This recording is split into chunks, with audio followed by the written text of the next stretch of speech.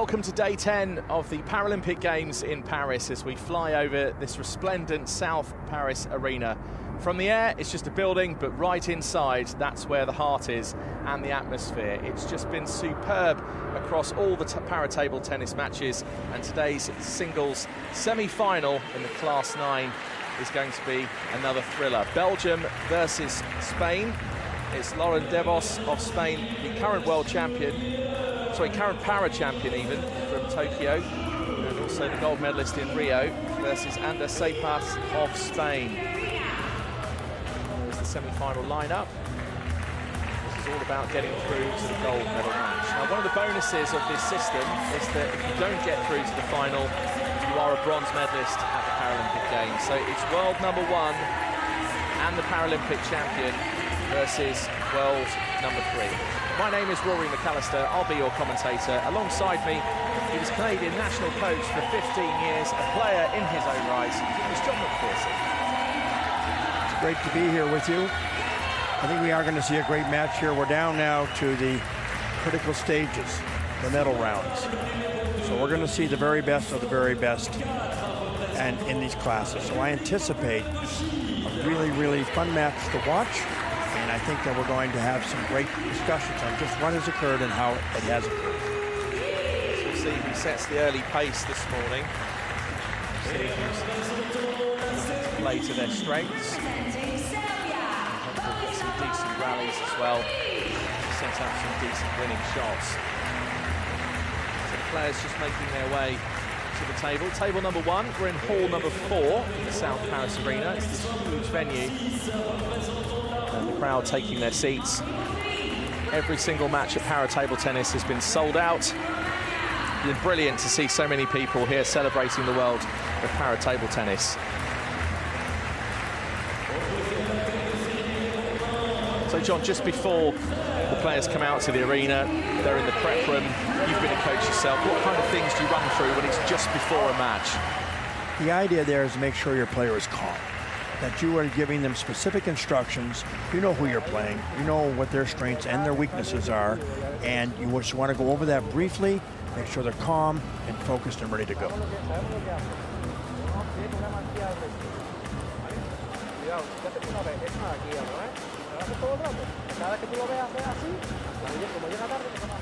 So here are those final instructions. Both players looking pretty calm, both very experienced. Roland-Garros still only 24 years old. Just taking more water, making sure he's hydrated. Ander Seipas, 20 years old. And although you can go for a long career in para-table tennis, it just shows how young some of these athletes are starting.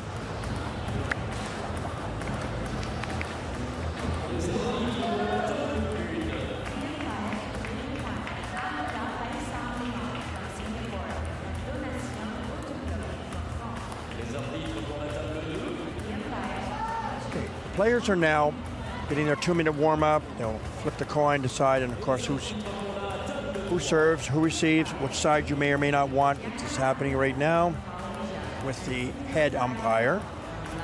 The rackets were on the table prior to the start of the warm-up, and they're usually different colors. Well, they have to be legally, and the players can look at those opposing players and see what types of rubbers their opponents are using, because rubbers have changed so dramatically over the years that there are usually smooth rubbers, but there's also pip rubber and also sponge rubber as well. So Roland-Garros, 24 years old. This is his route to the semi-final. 3-love win over Gustafsson of Sweden. Meanwhile, Ander Seipas, Spain, 20 years old.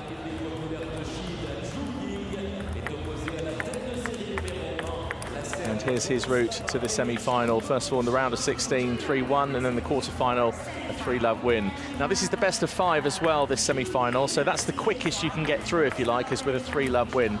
Here's Amanda Paesong Leong from Singapore.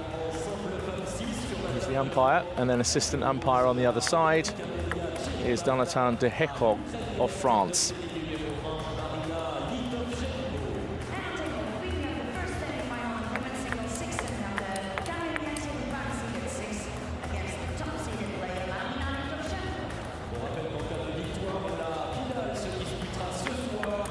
just almost concluding the warm-up.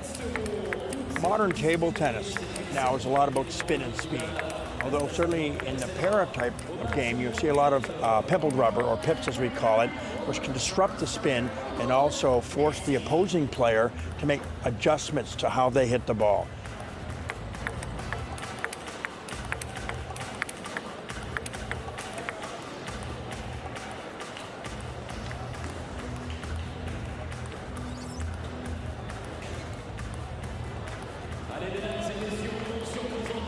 So the first player to 11 points takes the game. However, you do need to win by 2 clear points. So 11-9 in that instance is the minimum. But of course, you can win 11 points to love. So it's the current Paralympic champion to serve first. First of 2 serves. Each player will get 2 serves unless it goes to deuce. That's 10-10.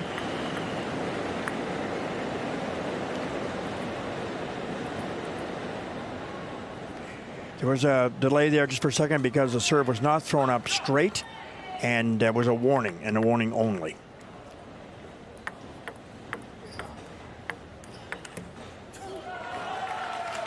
Nice start. Going back to serve. Serve needs to be in a flat palm, projected a minimum of 16 centimeters above, and the opponent should see that ball at all times prior to it being struck.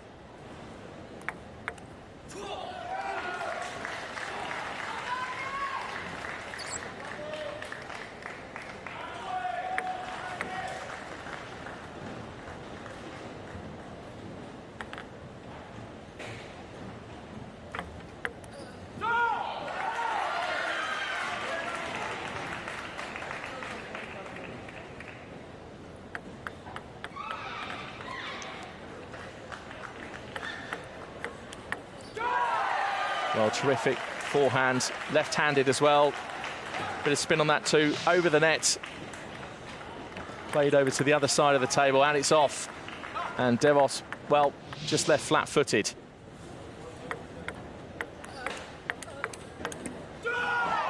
Well, sometimes the net comes into play. Big cheer from Seipas. So John was just talking about the service a second ago. The ball must be served off a flat palm, as he was saying, up into the air at least 16 centimetres. You can toss higher, as we've just seen there from the current Paralympic champion, who's just pulled this game level. It's 3-3. And after 6 points, you can take a towel break. There's no time limit per se on a towel break. But the idea is just to be respectful and to get on with things as quickly as you can.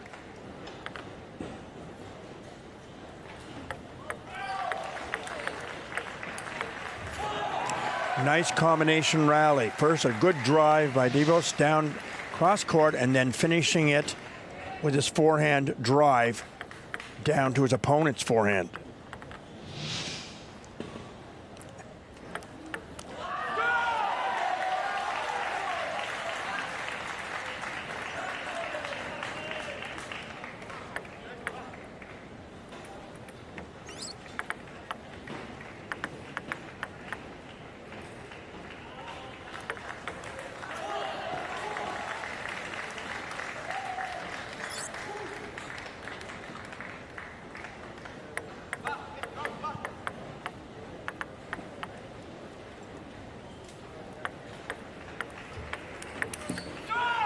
Seipas again playing that winning shot, or trying to, the one that favoured him so well a few points ago, and just whips the ball over. Devos, though, this time manages to get his racket to it. Left hand versus left hand.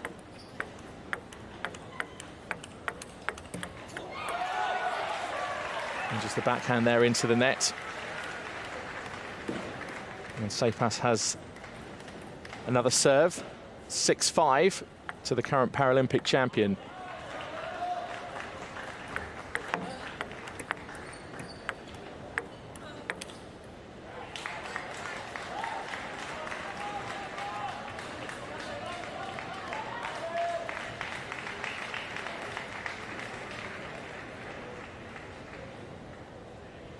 And quite a few towel breaks already. If you've played table tennis, you know how quick you can work up a sweat. It will certainly keep you fit.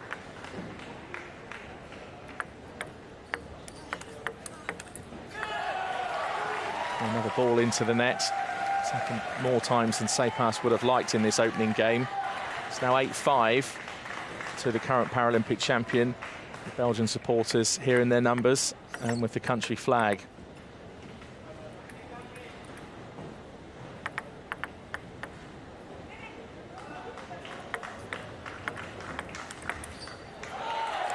Lovely shot. These players are almost identical. Their styles are identical. I think it's going to be a battle of attrition.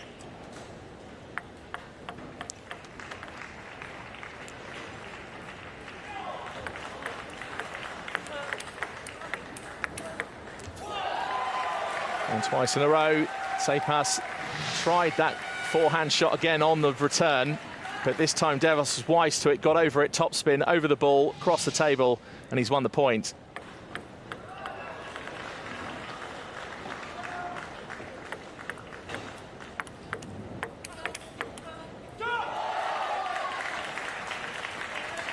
These players are also playing back off the table a bit, and that's because of the incredible power they're producing with the ball with spin and speed. They have to be back from the table a meter or two in order to be able to return these balls with pace. So big cheers from the Belgian athlete because he set up game point. First player to 11 points takes the game. But you have to take it by 2 clear points. So 11-9 is the minimum in that case. At the moment, it's 10-7. So even if the game isn't put away here by Devos, he'll get another game point chance. But it's all over. 11-7. The Paralympic champion looking good, John. Yes, he is. He's the instigator of the attack. And I think that Seipas is trying to keep up with him with that intensity. But Devos is just a stronger player at the moment. 11-7 for that first game. So world number 3, Seipas, will have to come back into game number 2 to try and level this thing up. One of the great things about the best-of-5 format is that if one player goes 2-love in front, yes, they're one game away then from progressing to the next round, in this case the final. But it means if one player goes 2 games to love, the other player must win the following 2, and that just creates so much excitement and drama to this already fast-paced sport. Well, I like his glasses. Shame all the lights aren't off, that way the neon would light up, but some great slow-mo shots of this game so far. And there's the moment that the Paralympic champion knew he'd taken game 1. So, John, Seipas, world number 3, what does he have to do here in game 2? Personally, he just has to be more consistent. He's getting attacked. He's returning most attacks, but he has to be more consistent with his shots. Maybe move the ball around a little more so that the ball is not predictable.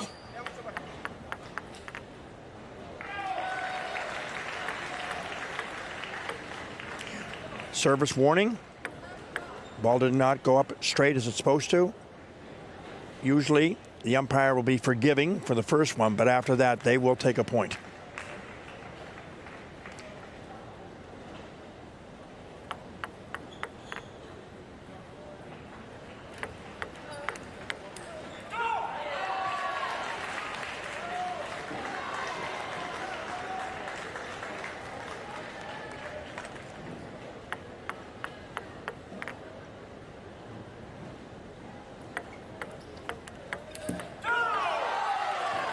Unforced error from the Paralympic champ into the net. Seipas doesn't mind. He gets another point.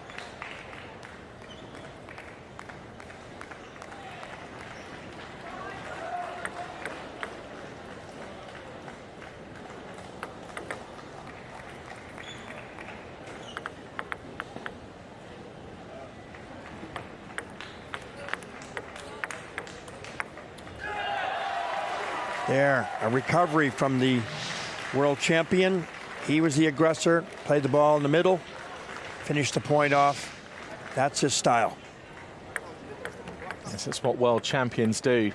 Amazing when you are the Paralympic champion, world champion, and world number 1 all at once.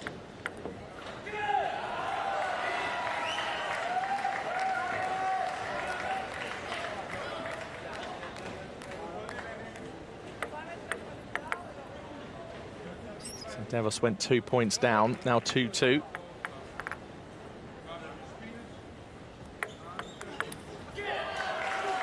strong forehand attack. There was no hesitation. He was going for that right off the bounce, right off the serve. That's the way he plays.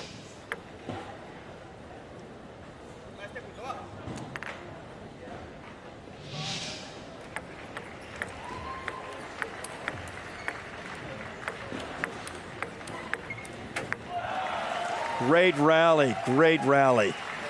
He used the whole table, multiple hits in that session there. Again, looks good from both players. Who can sustain the attack and who's going to be the most consistent? That's what will determine the match.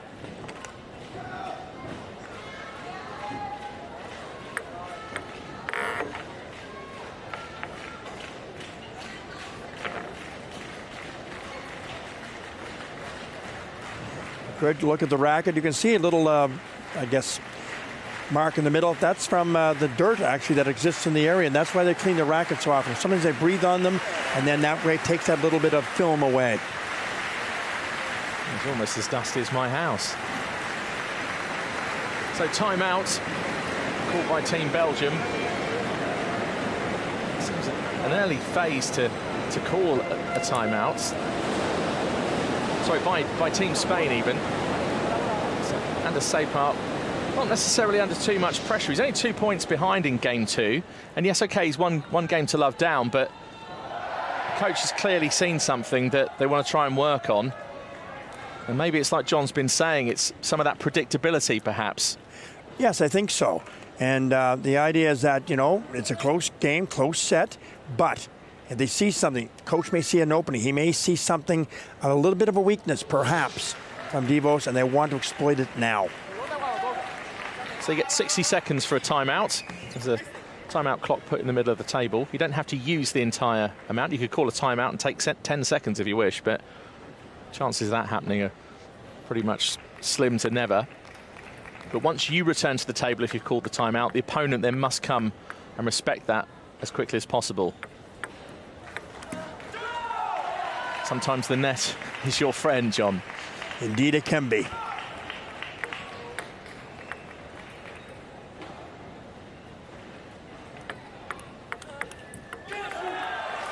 Once again, it's the net that comes into play. That's why it's there.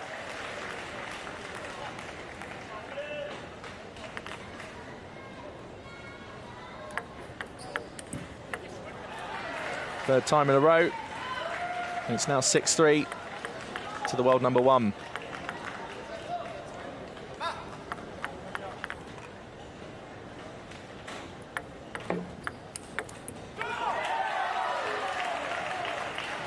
Great forehand this time by Sapart of Spain. It certainly was. And if you noticed, he was trying to go down that line with that.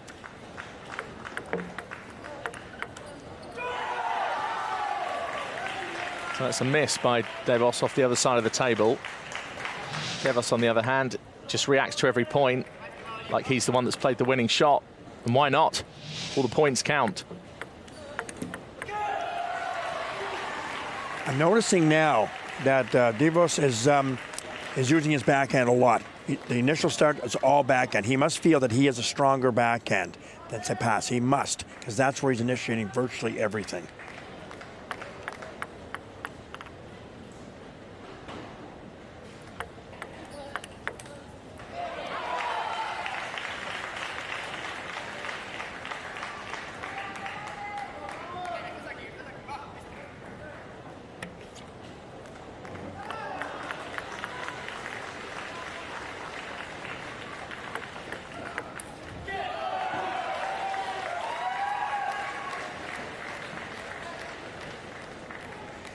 Variation return that time. He just mixed it up, went forehand. Don't become too predictable.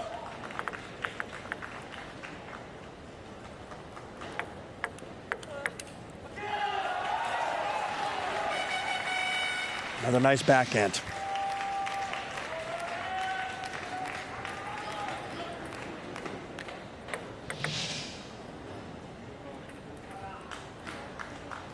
So Devos serving, trying to set himself up a game point.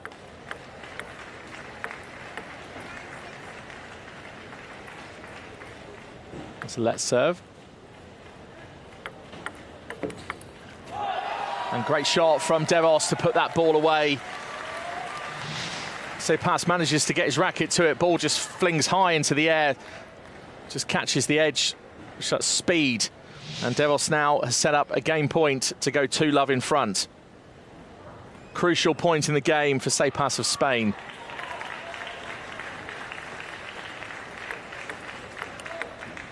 Oh, Devos just took a swipe at that. Just slightly misfooted. And still has another game point. He'll get a few more chances because the score is 11-7 and he can only win by 2 clear points or more. Well, Devos needs to make sure that it doesn't creep up to deuce. On the other hand, Tsitsipas, that's exactly what he's after. He'll just keep going and taking the points and try and get this game level at 10-10 to at least stand a chance of taking this game.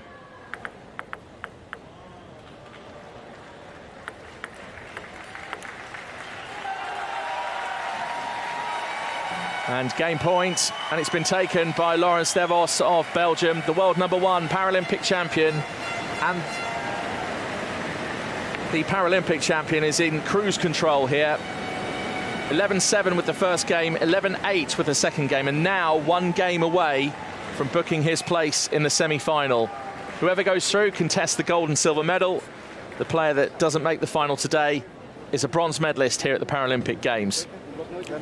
There's no question that Devos is exploiting Tsitsipas's backhand.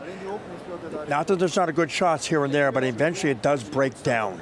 And I think he's building his whole game around initiating a counter-attack in that area, maybe going to the middle or back to the forehand. But that's basically his plan, I think, is to exploit the backhand.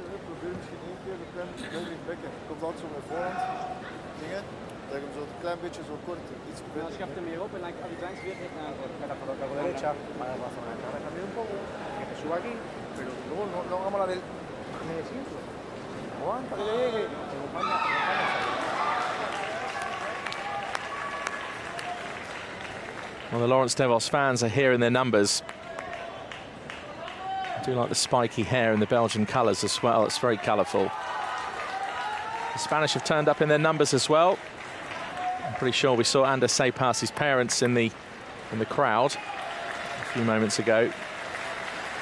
So here we go.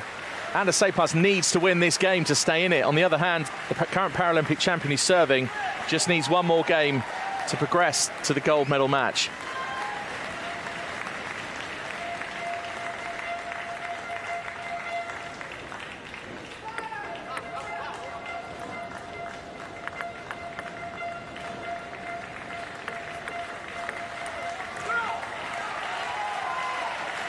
Bit of an uncharacteristic miss there, but again, he wants to mix it up. He doesn't want to be too predictable. Even though the champion knows his backhand is more superior, he wants to use all of his strokes.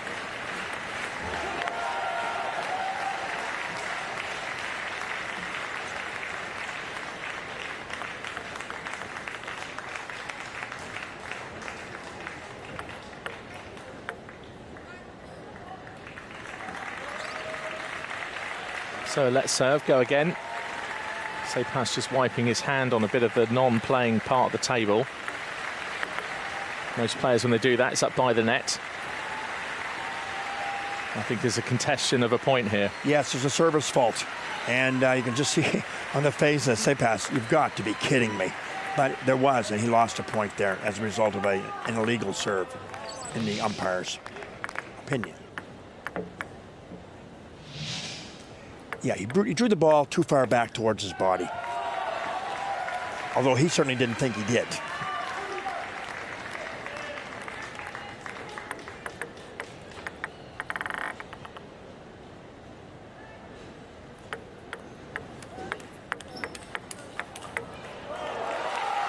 Well, one of the best rallies we've seen, certainly for speed.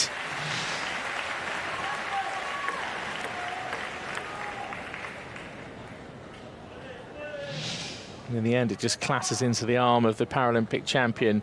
It's now 4-2 for the Spaniard to serve. Nice pivot on that one. Turned the body and stepped right into it with a powerful forehand.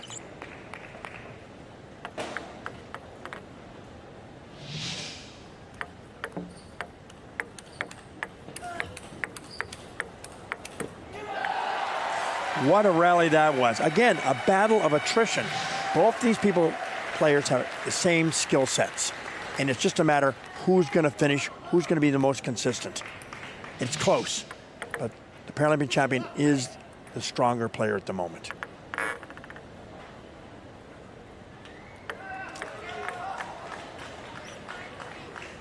So that ball hit the net, just the top, clipped over. So you don't lose a serve, you just get to retake it. That was a great shot. Devos is starting to mix it up a bit. Again, earlier in the match, he was using a lot of backhands to set everything up. Now he's opening up with his forehand.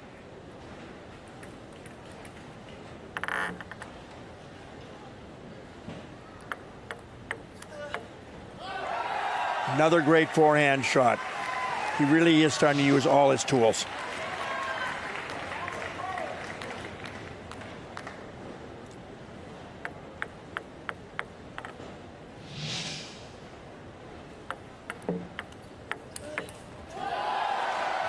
Well, we saw that earlier on, just the speed of the shot as well, and the pace at which this level of table tennis is played. Devos absolutely gets everything behind that topspin shot, catches the edge of Seipas's racket and is high into the sky. If you're at the top of the Eiffel Tower, just try and catch the ball for us.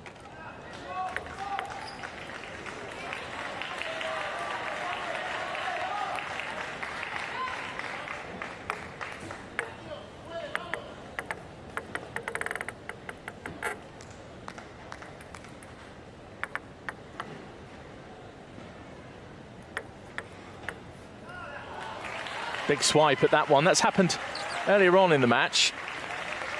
So Devos just not quite getting his footing right for that shot. Went for, again, that big forehand topspin drive, but wasn't able to connect with the ball. So it's 9-5. It's very similar to game number 2. And this game number 3 is crucial, particularly for that man there, Devos. One more game win and he's through to the final. Crucial point for Seipas, now 3 points behind. Just that whipped backhand.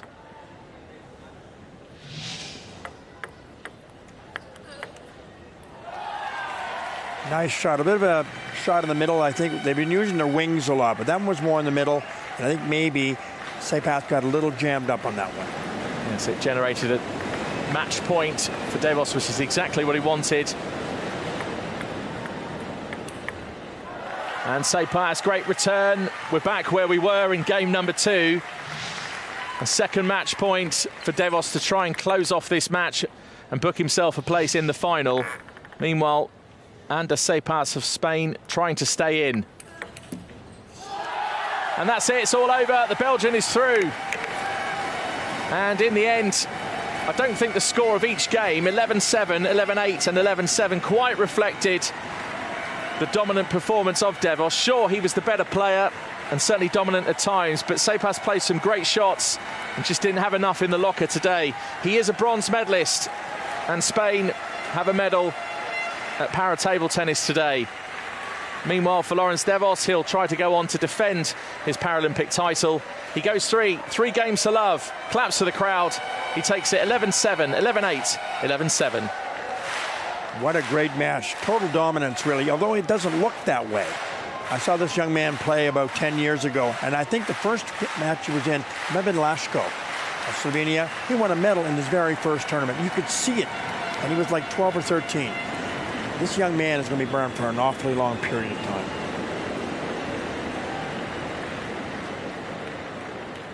Yes, the players coming into the sport younger and younger. You think of 14-year-old Bly Toomey of Great Britain. And Devos is loving it, loves the crowd. And we'll get to play to them again in the final. So he was serving for the match. It's 10-7 at this stage. And the ball hits the net. Sometimes it can bounce and go off. On this particular occasion, it didn't. It can go in your favour. It can go against you. And Ander Seipas, that was the moment. The ball went awry. Seipas automatically gets a bronze medal. And Laurens Devos, now 24 years old, As John said, he's been around on the world stage since he was a teenager. He's now once again in a Paralympic final. And he's going for 3 Paralympic gold medals in singles events in a row. He was the Rio champion, the Tokyo champion. Will he be the champion in Paris?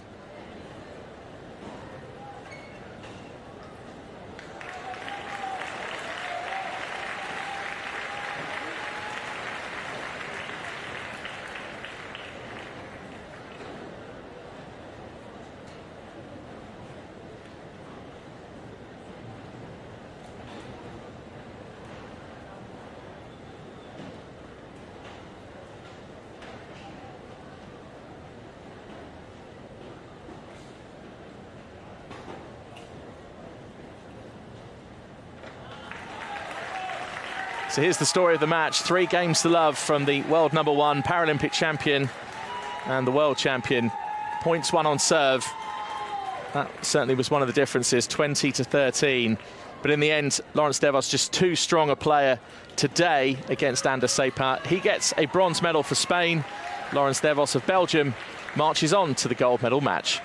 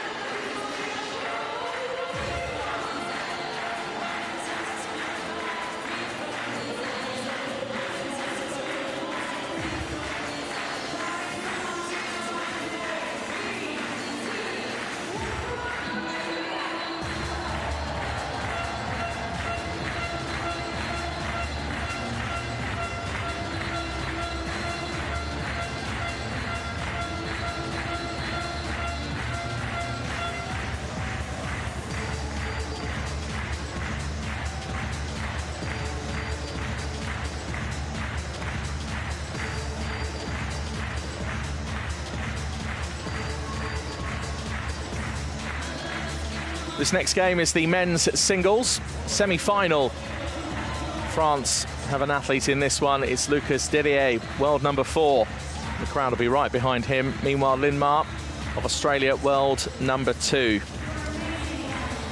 So a place in the final at stake. It does mean whoever gets to the final gets to contest the gold and silver medal. And the other athlete in this semi-final will automatically claim a bronze medal at these Paralympic Games for Paris 2024. So the umpires have taken their seats. It's Derek Makita of Canada on the left and Karina Vasanova of Czechia on the right. Just waiting now for the athletes to come into the arena. John, you were a coach of Canada for 15 years. What kind of words and what kind of situation and sort of body language did you like your athletes to be in before they came out for a match? Well, this is crunch time. So my job as a coach would be to tell my athletes, stay calm, breathe, and commit to the decisions that we decided upon prior to the start of the match. Each of these athletes would know their strengths and weaknesses of their opponents, and their job is to exploit that as quickly as possible.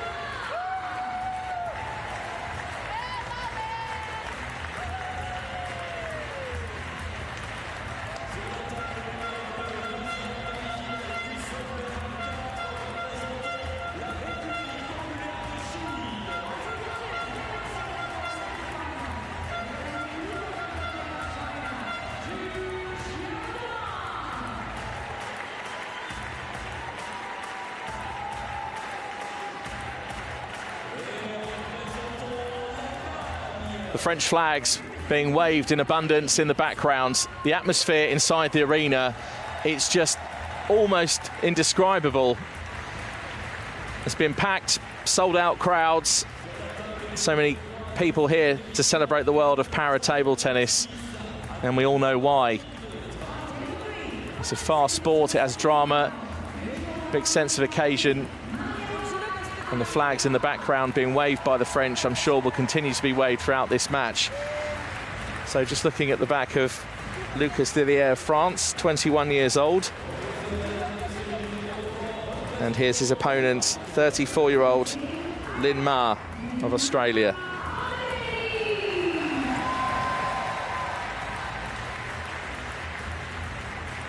So Lucas Didier, bronze medalist at the World Championships in the singles for Class 9.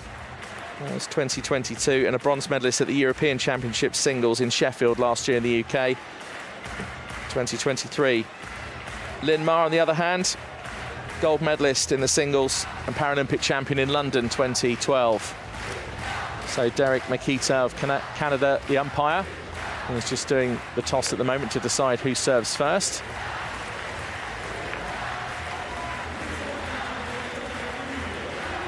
Linmar just checking where the towels are going to be for the towel break. And Karina Vasanova of Czechia just assisting with that. So the players will get a 2-minute warm-up in just a second, just a chance to feel the arena, the atmosphere, the sense of occasion, and get ready for this men's singles Class 9 semi-final at the Paris 2024 Paralympic Games. Just prior to this warm-up, their rackets were placed on the table by the umpire, who brought the rackets in from the call area. Each opponent can look at the other racket, know what types of rubbers they are, and make those decisions. So here's Lucas Didier's route to the final.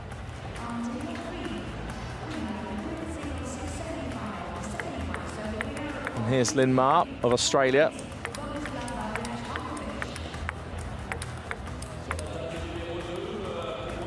And his route to the final against Josh Stacey of Great Britain with that 3-love win in the quarterfinals. Yes, the rackets can have various types of rubbers that can cause all kinds of interesting things to happen. There's smooth rubber, there's pimpled or pimp rubber with sponge or without sponge that can do all kinds of dynamic changes to the ball in flight. And this is why the rackets are 2 different colors, so that the players will know that when and if a ball is hit with a different type of rubber, you will know that it's coming. Doesn't mean you can deal with it properly, but at this level, these players know all about rubbers.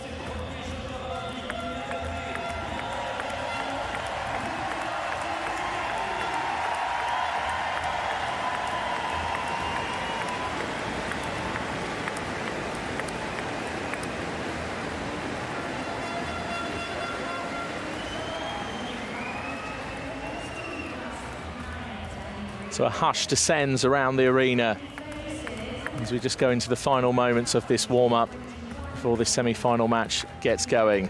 Best of 5, so the quickest you can get through is with a 3-love win. If you were to go 2 games in front, then the player who's 2 games down needs to win the next 2 in order to take it to a 5-game decider. Of course, if you then just win 3-1, it's all over. So first service from Ma, and now the second. First return from Didier was into the net. Oh, and straight away, Ma just showing what he's made of. Turned to that ball, made a pivot, and it was a vicious attack down at Didier's forehand.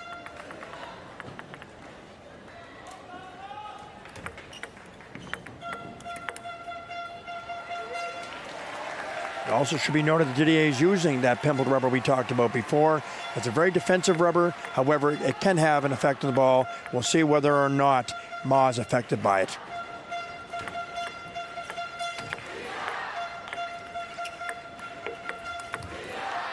Well, soft little shot over to the left hand of the table, moved all the way across to the right, and then just went in to finish that ball and put it away.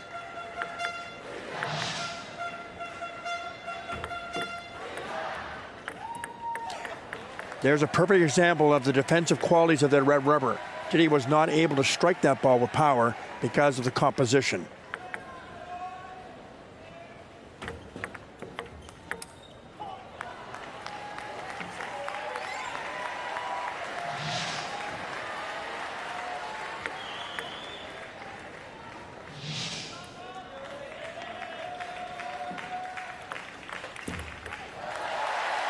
Nice serve by Didier.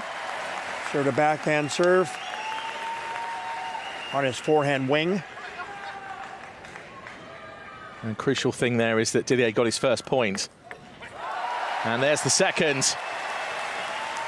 That was much better. Nice aggressiveness. And what he did, if you look very carefully, he twiddled his racket. He turned it over. He put the black rubber, which is aggressive rubber, on his backhand.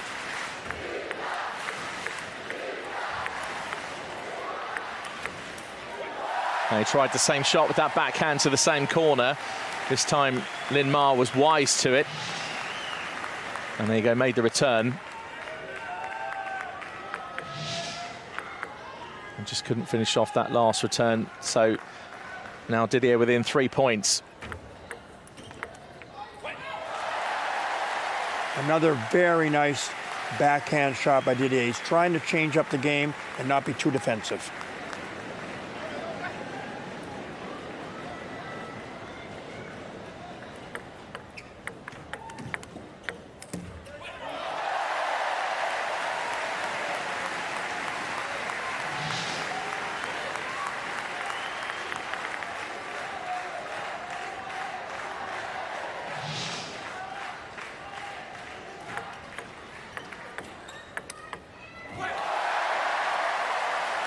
What a lovely attack shot. Didier used his defensive rubber to turn and set up for his forehand attack.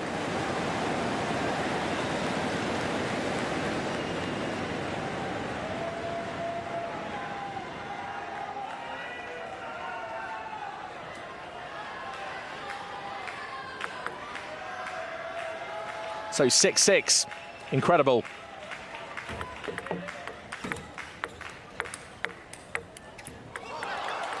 Well, you can certainly tell, although we had the 2-minute warm-up, these players have been warming up all morning. Because they're playing like it's in the afternoon and they've had all day to literally warm up. There was an example there of the first return by Didier was like a punch ball, and then he pivoted and went immediately to the attack.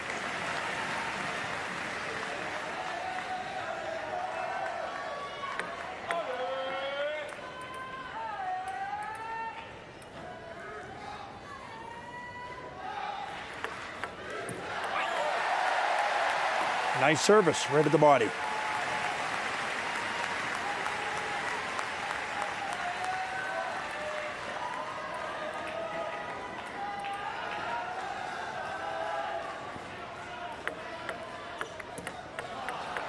So it's the first player to get to 11 points who'll win the game. You then need to win by at least 2 points or more. So in that instance, 11-9 would be the closest you could win by 11 points. And you'll notice the service as well. It has to be served off a flat palm, tossed at least 16 centimetres into the air. Higher if you wish, but up and down. Or like Mark, you can just serve with one hand or using the flat part of the racket. That was a great rally and very timely, I might add, because we're getting down to crunch time. Nice offensive drive by Didier.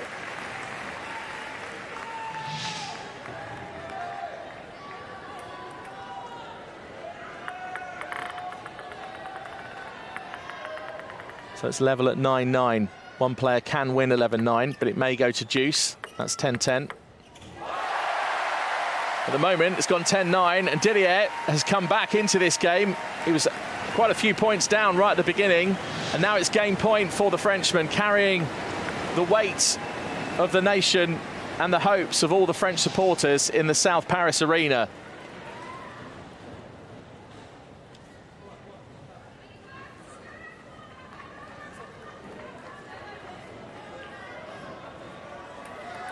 Looked like a bit of a warning prematurely.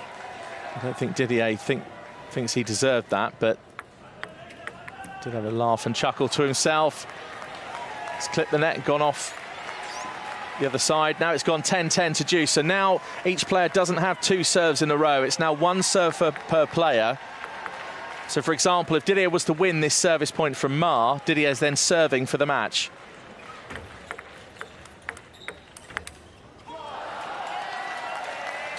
Boy, did Ma ramp that one up. He decided to go for it, not just return it, but really power the ball. Ma now has game point, but it's Didier to serve.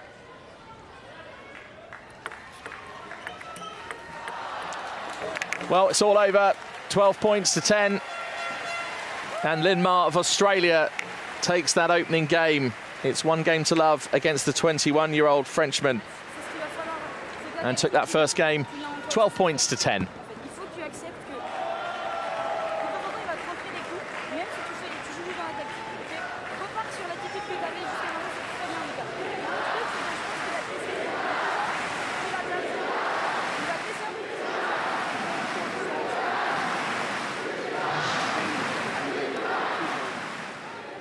What a great shot. And I noticed that Ma jammed him. He upped those last 2 or 3 points. I really thought that Ma had really increased his speed and spin on the ball. He became even more aggressive.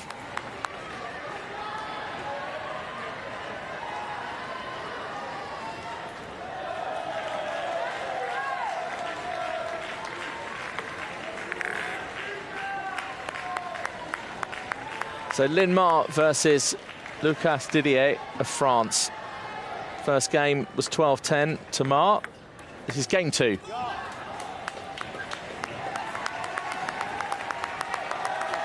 Ma taking the opening points in game 2. The crucial thing is, if Lin Ma was to win this game, Lucas Didier then needs to win the next 2 games in order to even stand a chance of getting through to the final.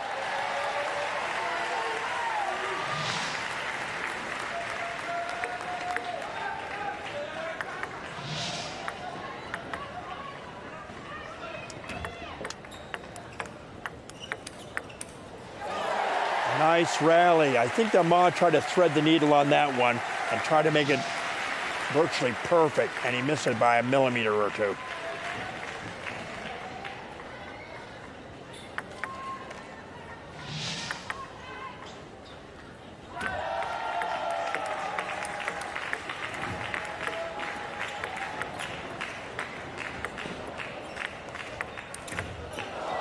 What an incredible rally. There was variation in speed and spin. Ma would drive one, then slow it down because Didier had started to use his pips. Didier in turn attacked with his forehand. And in the end, the ball was in the middle and it was finished off. Oh, Didier clattering that one into the net. Went for that huge right-hand drive shot, top spin. Didn't come off.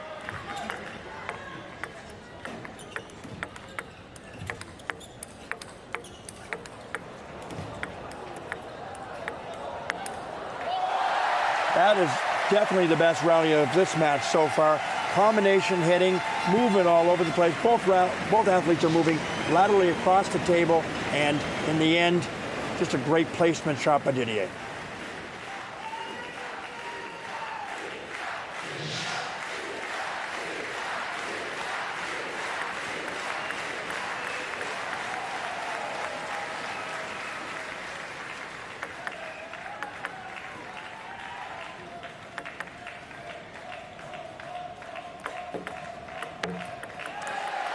Little bit of a net ball there.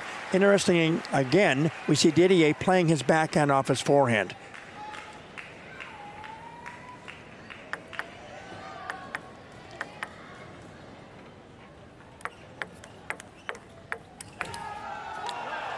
Another combination rally. Again, just off the end by millimeters. Game of attrition.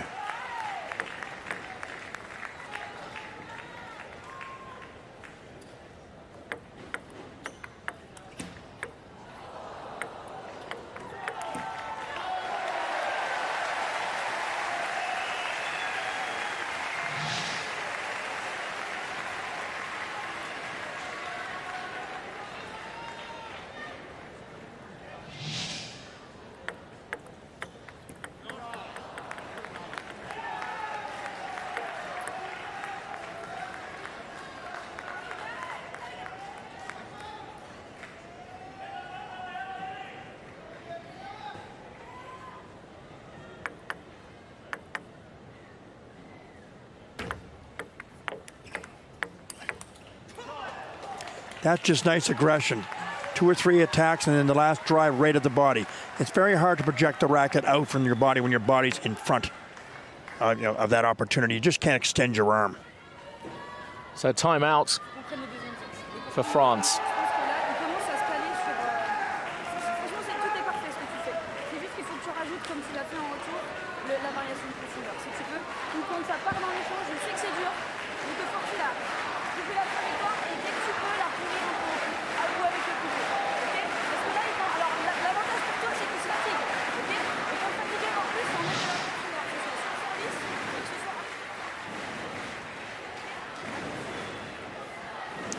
Nice backhand lift initially by Ma. Nice long push with spin.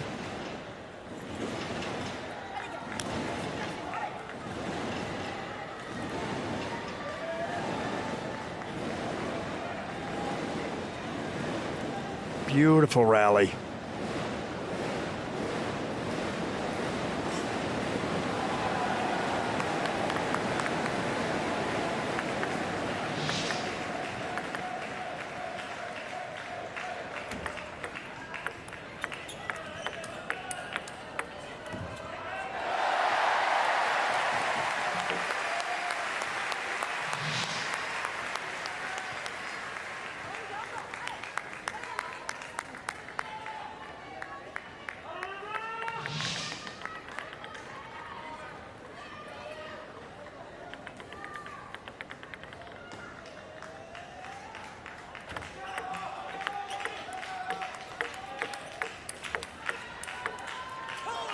Well, 6-6. That's what it was a few moments ago. Just saw some of the other members of the Australian team here to support Lin Ma. And Lin Ma now 7 points to 6 in front. I think he rushed that one just a little bit, Ma, but he sees an opening. He does.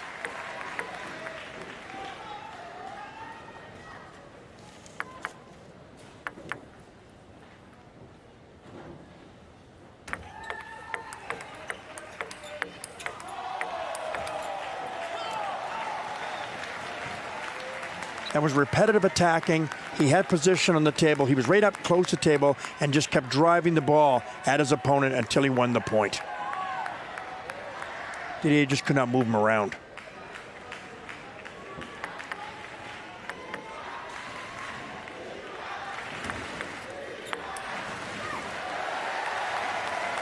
Well, tried that shot again. It's been successful for Lin Ma throughout this game. But it's just too much on that, too far back from the table. Very hard to get the accuracy from that distance. And Didier got the point. That was a nice backhand with the pips, or pimpled rubber. It floated on Ma a little bit. Not a lot of spin, but it's like a knuckleball. This thing actually can wobble. If you know what wobbling is, just kind of a vibration. So starting to see some passion now from Lin Ma. It's 9-9. First player to 11 points to win by 2 points or more.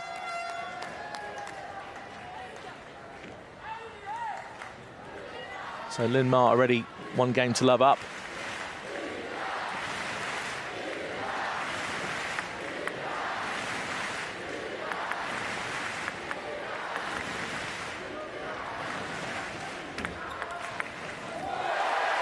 Unbelievable attack shot by Didier.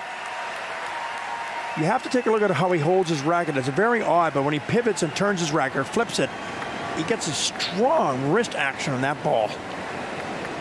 And it's set up game points, more importantly. 10-9, Ma serving.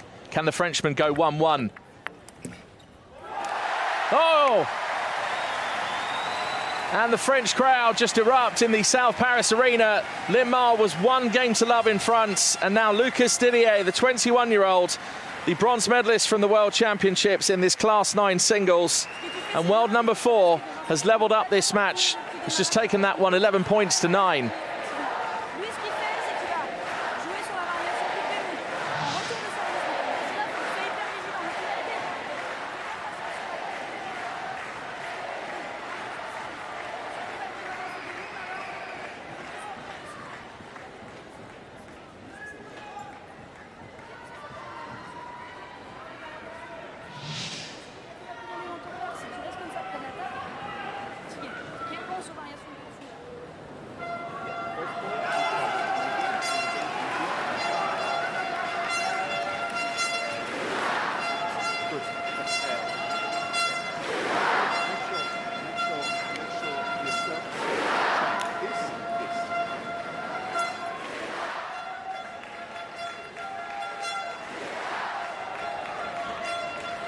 Well, just picked up some of the instructions from the coaches.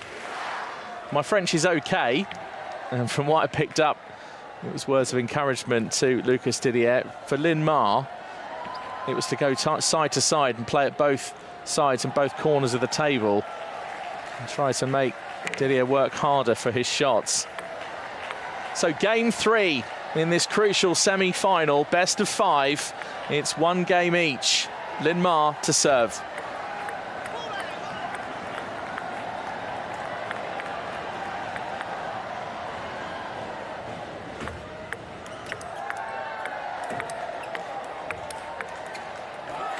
That was a great rally. I was convinced that Ma had pulled Didier out of position, but he recovered, physically recovered. There's that shot I was talking about, that awkward backhand. He turns the racket over. It's kind of like an odd finger approach to it.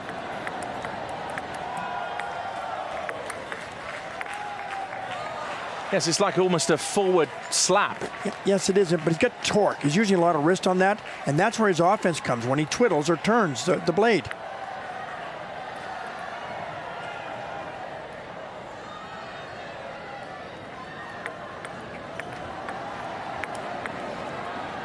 And that time, he used his pip rubber. So again, he's using every single tool in his toolbox, every single one. And he's getting some good effect.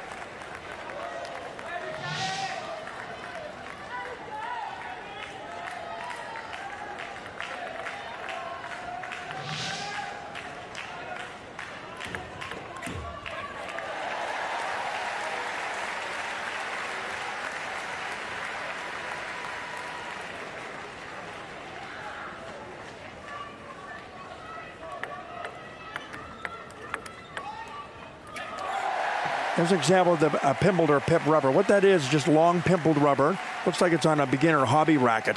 But the sponge underneath that, the ball hits it, it cushions it, comes out with different spin on the way back. It does like a knuckleball in baseball.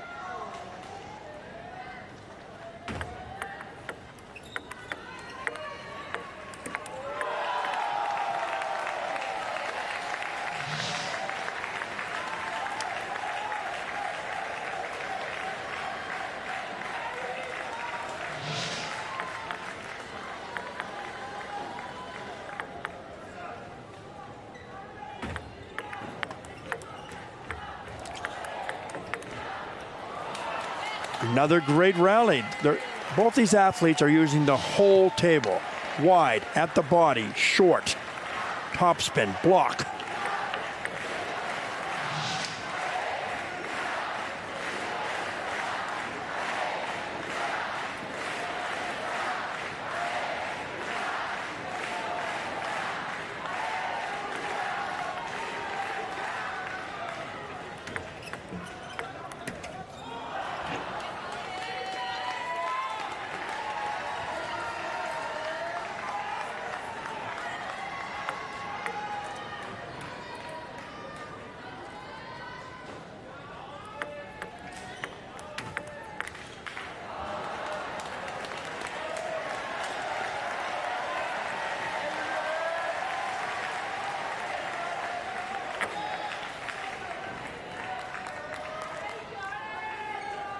So towel break for the players. It's a sweaty sport, is table tennis. You always need a towel nearby. And take a towel break after 6 points. And that's 6 points in total, no matter which way they've been awarded. It's a good time to mention here that Didier has an impairment on his playing hand.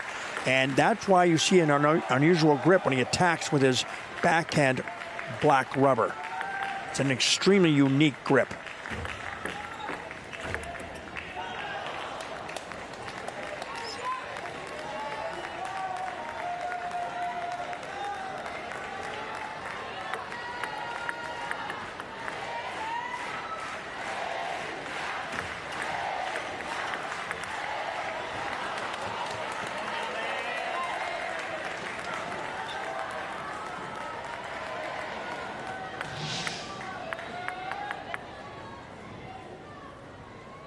So Lin Ma in game 3 is 9-6 up, trying to set up game point. It hasn't worked that time. That big left forehand, whipping the ball over the net, long and off the back of the table. It's 9-7. Lin Ma maybe just showing some hints of desperation, trying to set up game point.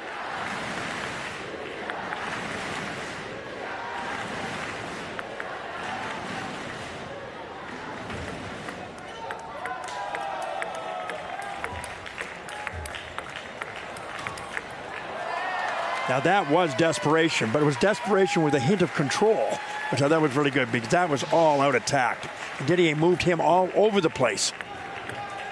Yes, Lin Ma playing those forehands time and time again. And now it has led to game point.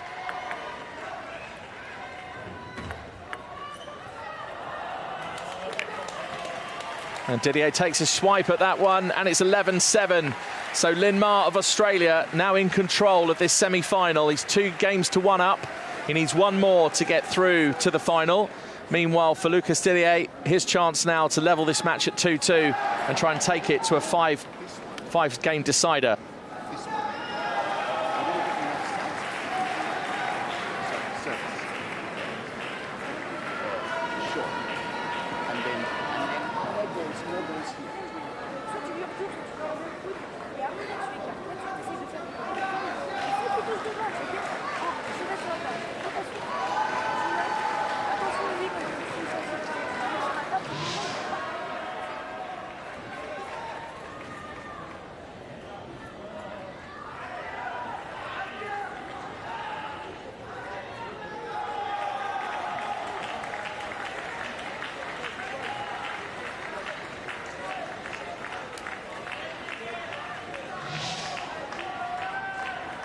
So a deciding game either way.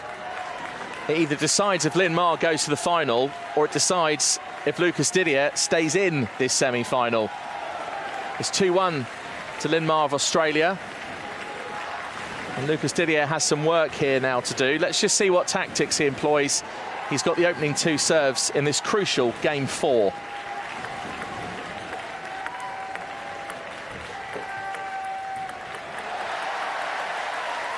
And he's taken the first point.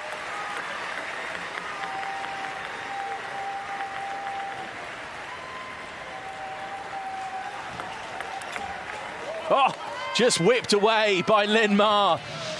As if to say, yeah, I've got 1 point down, but have this. I'll have another point back, thanks very much. Game 4 is level, 1-1.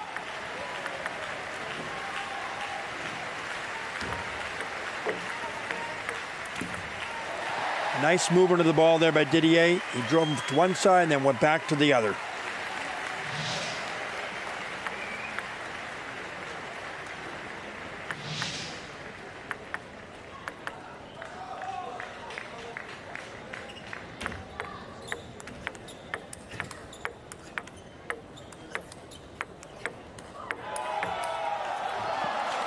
What an incredible rally.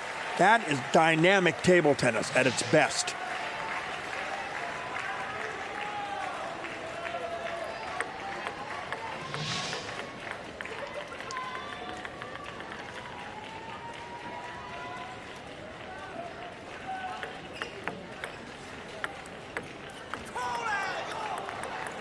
If you notice, that ball almost slid off of Didier's racket. It could be that it was wet a little bit, and he didn't have any grip.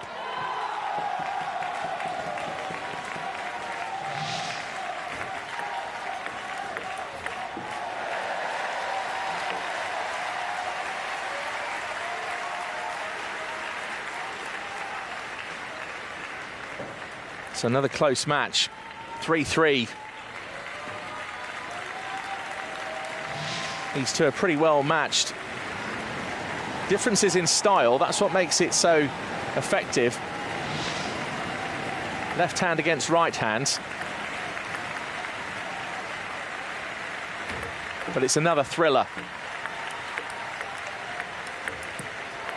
Oh my goodness, that was a wonderful rally. Footwork was paramount in that rally. You needed to move across the table. Both players were excellent. Didier finished the point by moving his opponent out of position.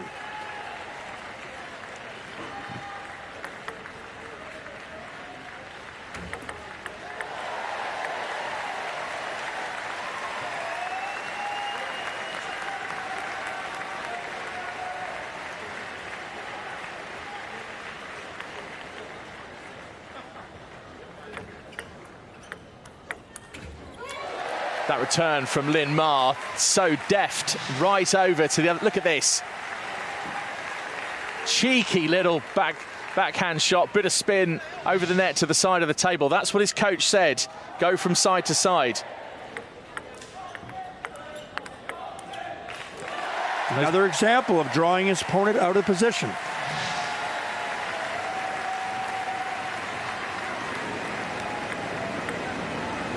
So those instructions that came from Lin Ma's coach, Aloy Rosario, seems to be employing now in this match. But it's 7-3 behind.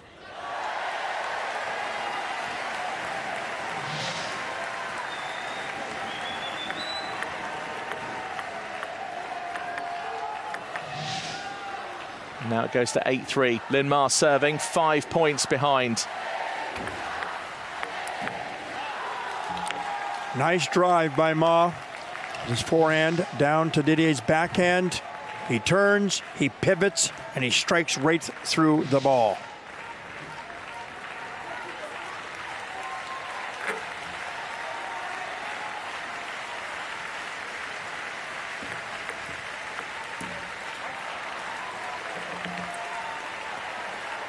And the ball there just clipping the top of the net. It's 8-5, Didier serving.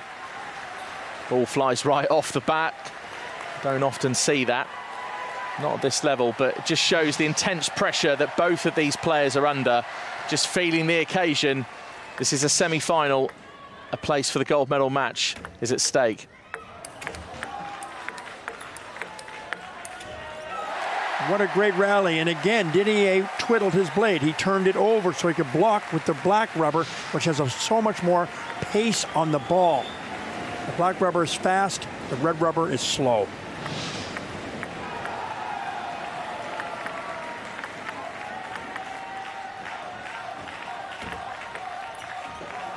Oh, Didier just taking a swipe, just slightly wrong-footed.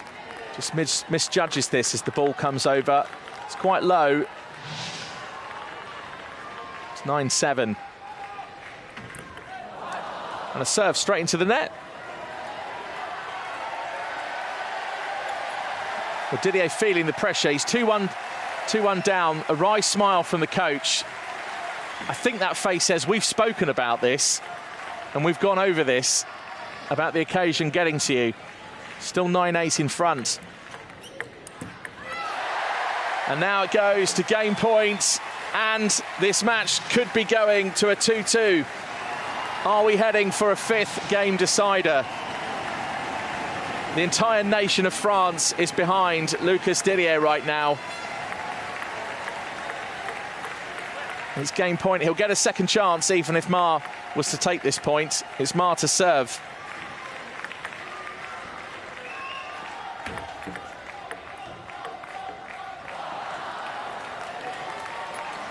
The backhand there, again, was a little soft, but again, the rubber composition, it's not easy to use that red rubber. It may look easy, but it's not.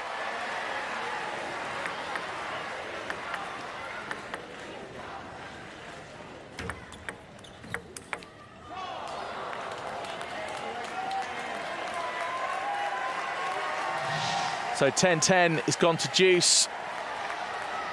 And now the players no longer get two serves in a row. It's just one serve each, and your service has to count. Didier to go first.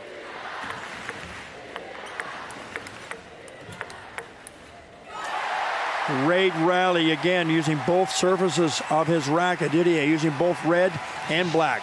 Red to defend and black to attack to win the point.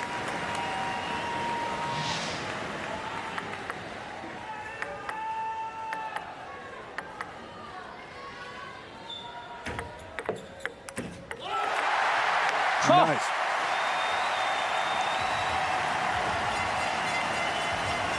Lucas Didier has pulled himself back into this semi-final. It's gone 2-2, and it's gone to a fifth game decider. Linmar was 2-1 in front, and the 21-year-old has pulled that game back. A crucial game, game 4, 12 points to 10. And the French flags just being waved all around the South Paris arena. And the French are absolutely loving this on home soil at the Paris 2024 Paralympic Games. It's going to a fifth game decider. Whoever wins the next game is through to the final.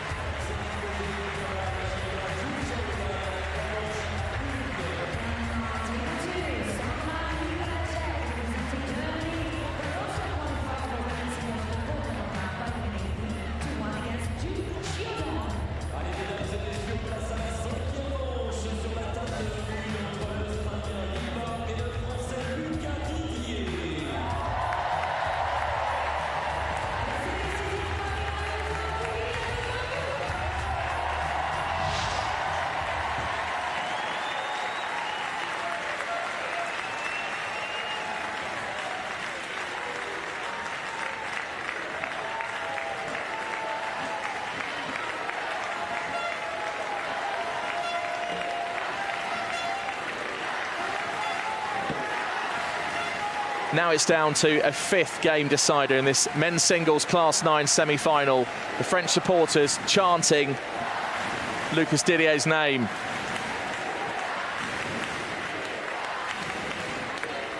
Linmar of Australia went 2-1 in front and now finds himself 2-2.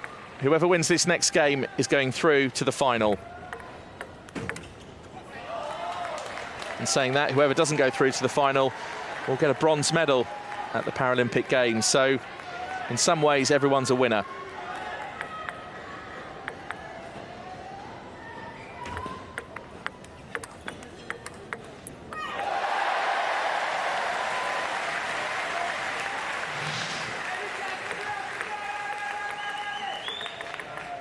Will the noise and the encouragement from the French crowd be the difference in this 5th game?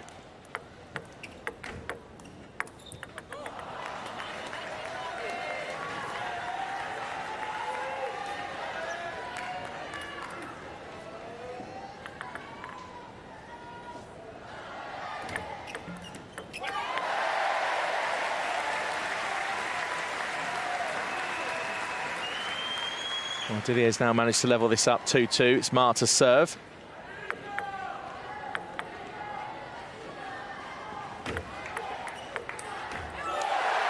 Wow, that was very interesting. It was a nice shot. I mean, again, Ma tried to pivot and attack, and then he wanted to go back and just didn't finish the point. And I believe it was more because of the way Ma had gotten jammed a bit on the attack. Well, that one too long. Didier will take those all day long. And when you're in a situation like this, sure, it's about winning points, but at the same time, if your opponent's making mistakes, you just stand back and let it happen. Didier now 2 points in front. It's 4-2 in this crucial game 5 in this men's single Class 9 semi-final.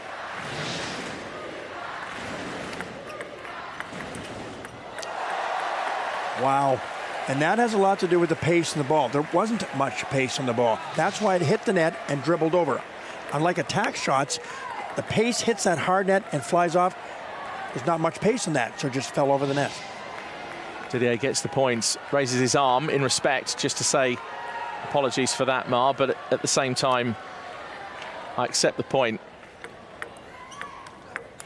I think Ma's starting to rush a bit. I think he just called a timeout because he knows he's getting a little frazzled because he's being pressured by the French player. Good tactics.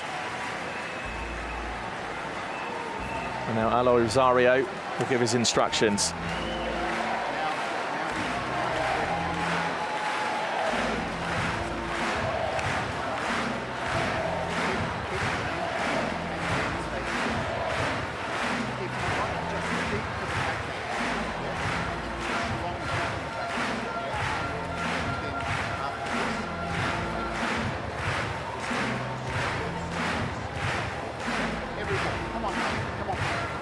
So words of encouragement at the end there to Lin Ma. Keep on the backhand was the instruction from the coach, and then come in for the forehand closer. So the timeout is over. You're allowed 60 seconds. You don't have to take the full allocation, but in that instance, that's what Lin Ma and Alo Rosario decided to do. Here we go then. 6-2 in front. Lin Ma to serve. He's 4 points behind.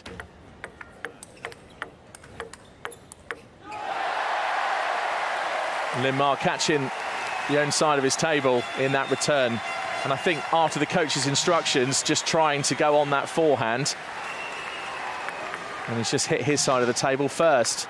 It's just too flat.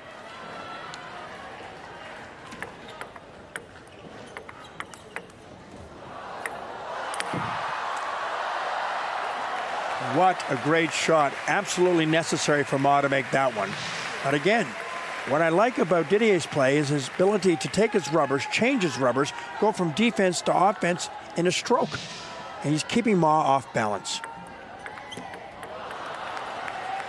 An unforced error there from Didier. Gives Ma the point. Ma now 3 points behind. Lucas Didier cruising towards 11 points at the moment. First to 11 by 2 clear points, wins the match.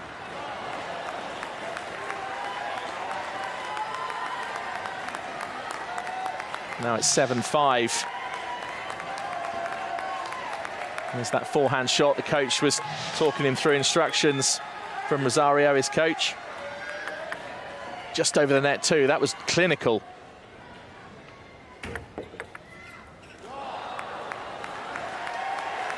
I think Didier kind of punched that one. I think a little too aggressively. Might have been a little bit of nerves. He wanted to jam Ma's body and it just floated off.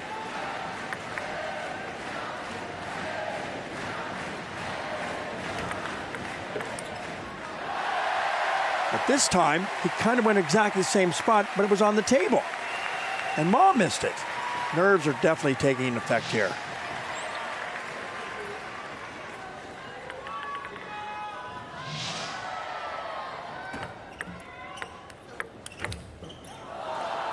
A nice, aggressive attack by Ma. He laterally moved across the table with his body to set it up to make that hit.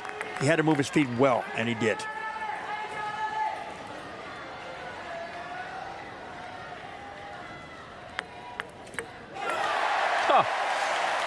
French crowd just going berserk. Look at the flags being waved around. Lucas Didier on the verge of setting up a match point. It's 9-7.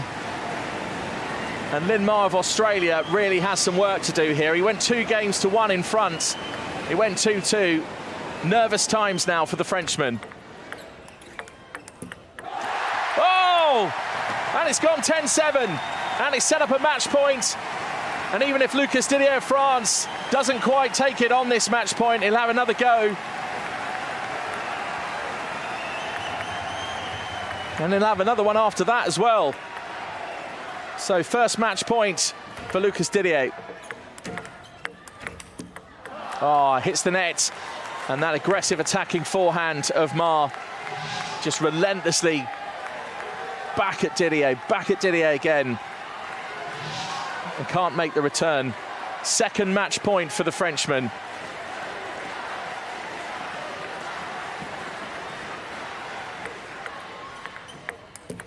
Oh, and there it is! Lin Ma hits the net. And Lucas Didier puts his hand to his ear. Look at his reaction. Absolutely pumped and fired up by this French home crowd. They've certainly done their job. Earlier on in the match, we did wonder whether or not the French crowd would carry Lucas Didier through. And he goes over straight away not only to congratulate Lin Ma, because he's a bronze medalist, he goes over to Alo Rosario, the coach, to say well done. And the French, well, it's party time.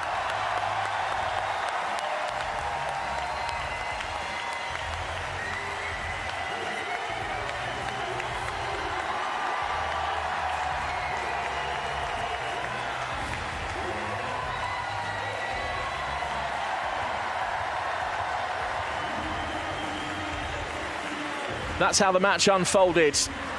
Ma taking the first.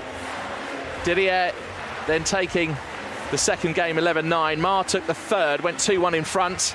Didier took the fourth, 12 points to 10. And that last game, 11 points to 8. John, your thoughts on what we've just seen? Lucas Didier is through to the gold medal match. Personally, I think it's a little bit of an upset. But Didier just was masterful of being able to defend and attack. You don't see that type of style very often. Ma was, in my mind, pretty traditional. He likes to attack as soon as he can.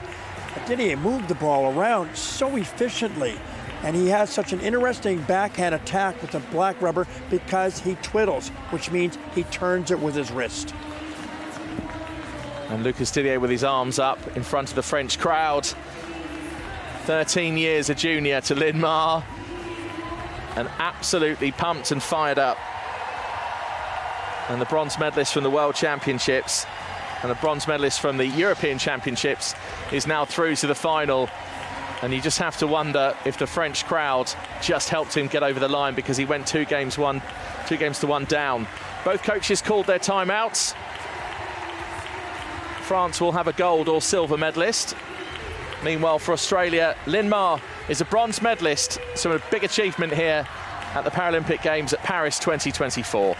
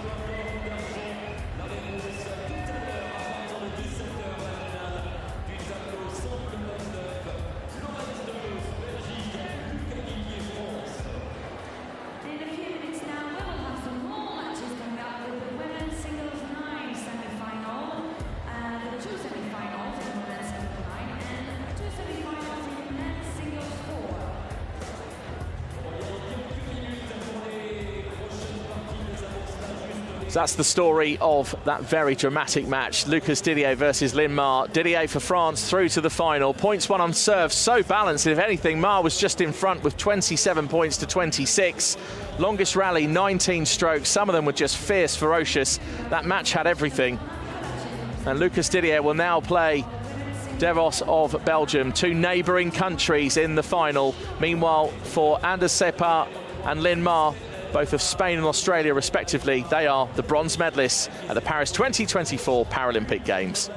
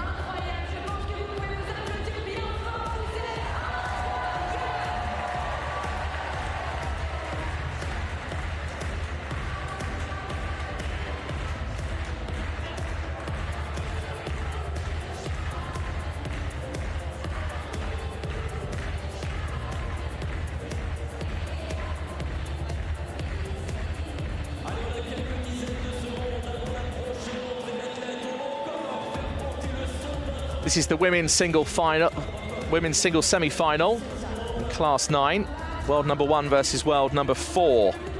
Australia against People's Republic of China. Li Na-lei of Australia, now 36 years old, against Shangyi Wan of People's Republic of China, who's 48. Just shows you how long a career can be in Paralympic table tennis. This is going to be an absolute corker. I think we're in for a real treat in this match. The rackets just laid on the table, ready for inspection and ready for the players to arrive. John, you were national coach of Canada for 15 years. Did you feel nerves coming out before a match, or did you just try not to impart that onto the players themselves? Well, nerves are inevitable.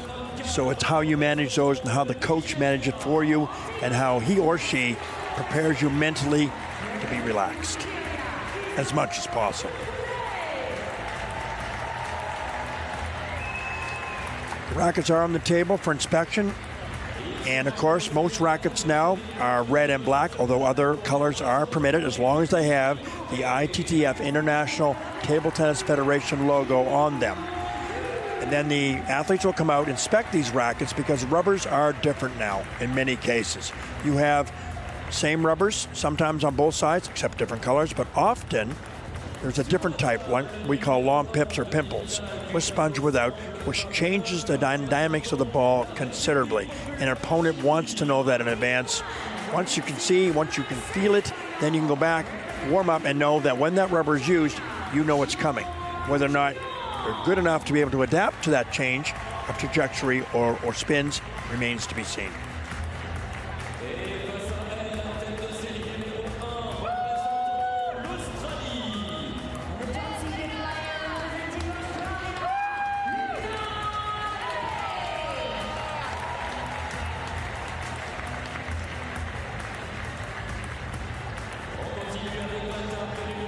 The players being introduced to the South Paris Arena, packed once again for para table tennis. Great to see so many people here enjoying it, some for the first time, some of course seasoned viewers, ex-players, coaches, family and friends. People have been watching this sport for years, but if this is your first time, you're in for a real treat, particularly in this match.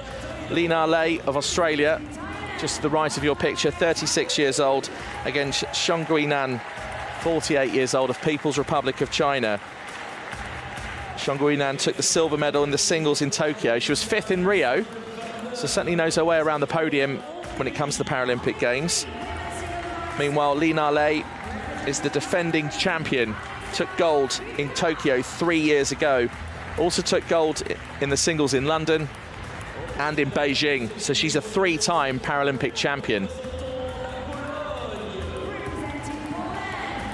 I have a feeling both these athletes have known each other when they were younger, and I have a feeling that they know the ins and outs of their styles.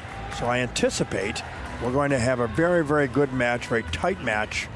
We'll see which styles prevail, and we'll see how it plays out. I'll have a 2-minute warm-up after the coin toss, just to get used to the environment around them. They would have been in the training hall earlier today. It's very quiet in there. There's only the players and athletes that are warming up, and this is where you're into a packed house. Again, a full house here at Arena South, and so you have to adjust to that for sure. There, I can see Lei looking at the rackets, bending over, checking the rubber out.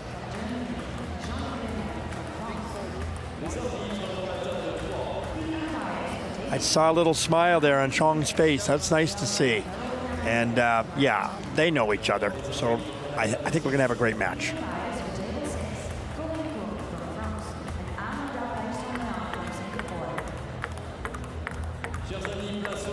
So the umpire has done the toss. Here's Li Na-lei, 36 years old, of Australia.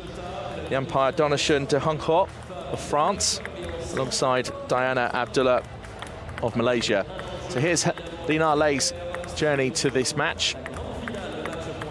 And Shangyi Wan of People's Republic of China,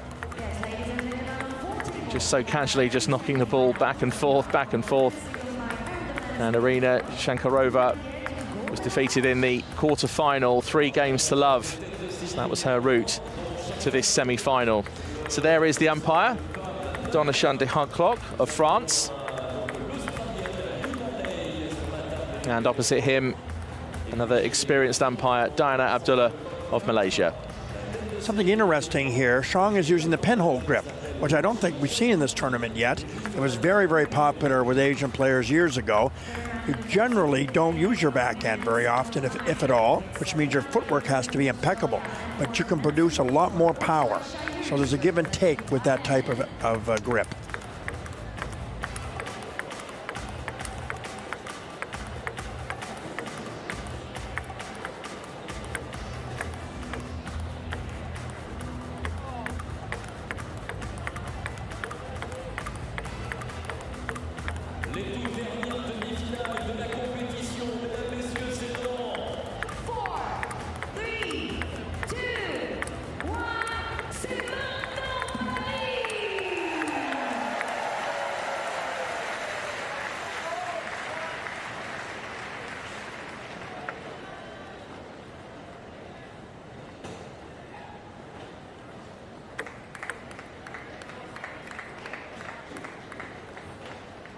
This semi-final about to get underway.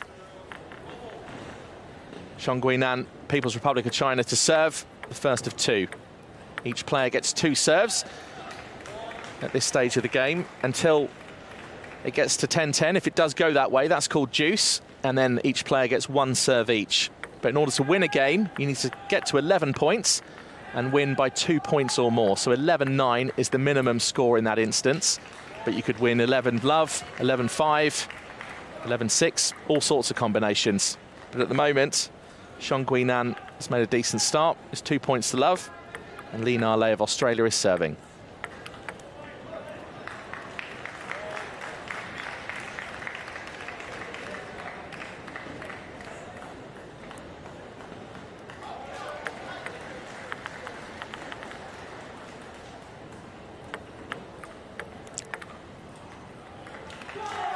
This is very interesting. Shang does use her backhand, but she also twiddles and uses her pimple rubber, which she has, to hit. I have not seen that very often. That ball is floating all over the place.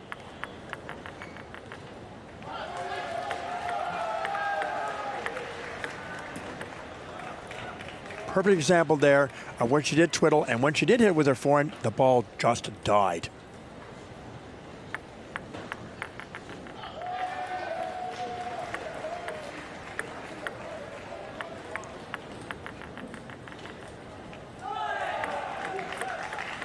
Good serve, good backspin. That serve before was what's known as a let serve, which means it hit the net. So you don't lose a serve, you just get to go again. So if it was your first of 2 and it's a let serve, you still have 2 serves left.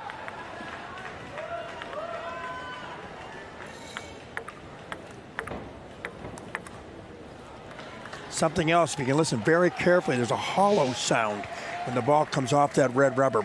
There, and she just twiddled it as well. She just twiddled it in her wrist. She wanted to attack, but there's a little hollow sound.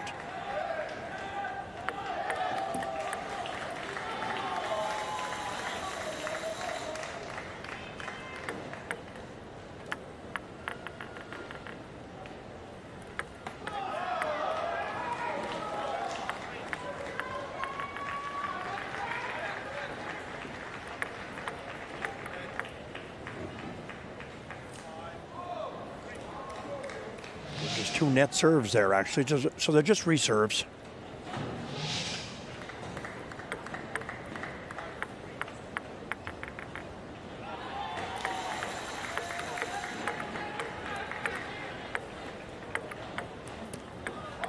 Really nice rally. Combinations again. Shang using her rubbers, both sides, and driving Lei out of position.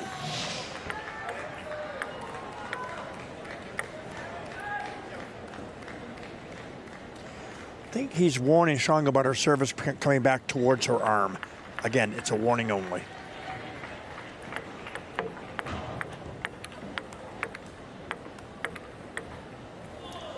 Again, like in base with a knuckleball, the ball just sort of dies off that red rubber. Completely missed it.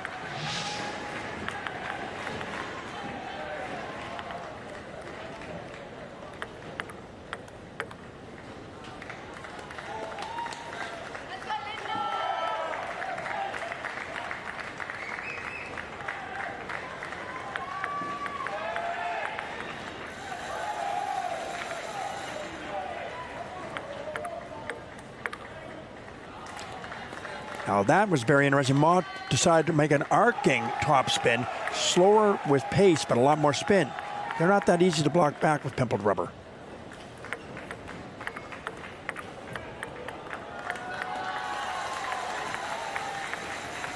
So Ma just coming back into this game, 7-6 now. Point now going the other way. So 2 points is the gap.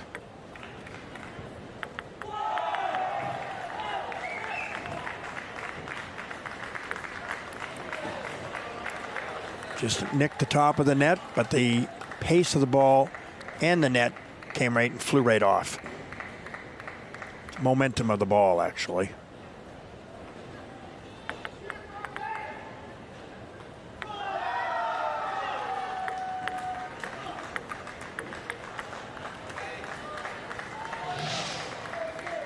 Nice comeback by Lei.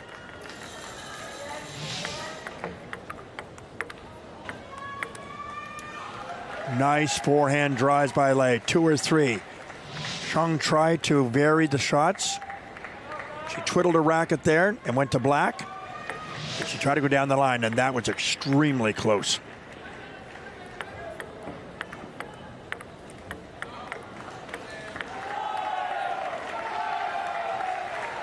So game point for Lee Nei Lab of Australia.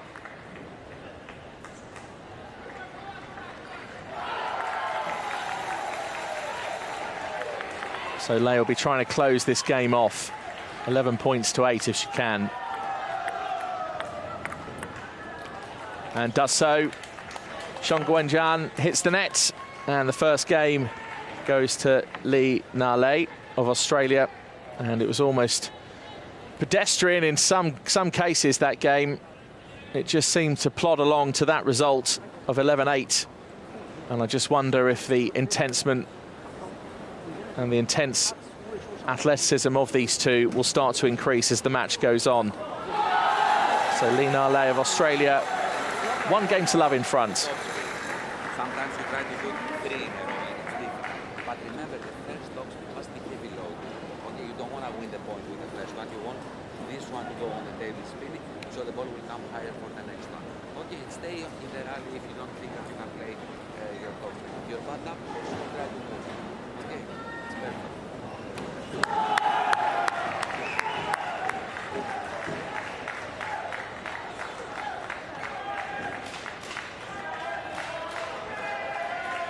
So Lei of Australia, now 1 game in front. Crucial that Sheng Guanjian doesn't let this game slip away if she's to stay in the hunt for a place in the final. That was lovely variation by Lei. She drove a hard ball the first one and then took a lot off the second one. A nice shot and right off the end. That was nice variation.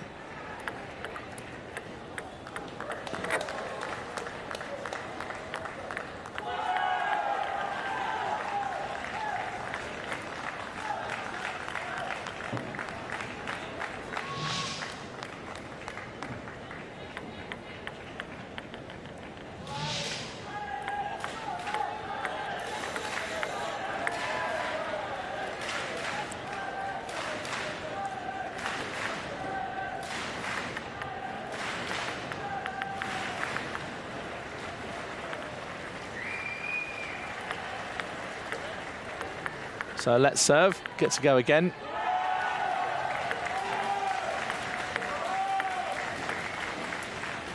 That was a really nice ball. It was deep in the middle, but it gave Lei a great opportunity to make decisions on which side to go.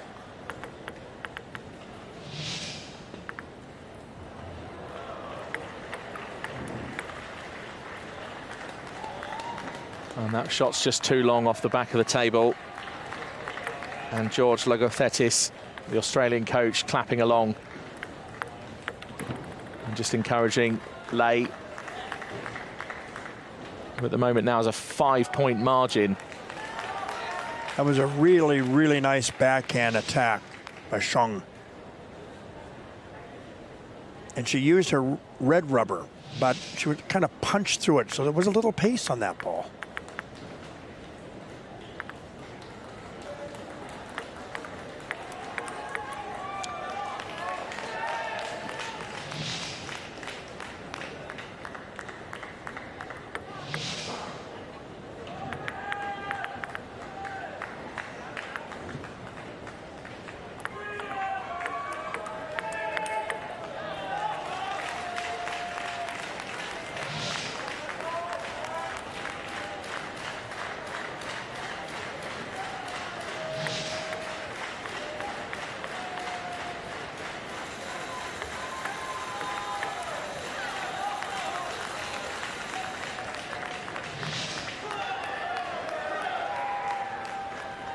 So just that little dink back over the net and returned by Xiong Guiyan, and Lei couldn't get on that return. It's now within 1 point.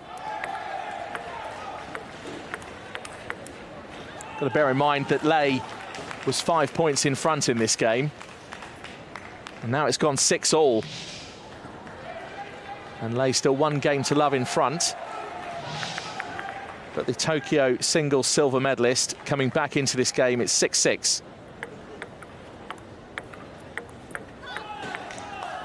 Bit of a soft point, I thought, into the middle of the net. Uncharacteristic for this level.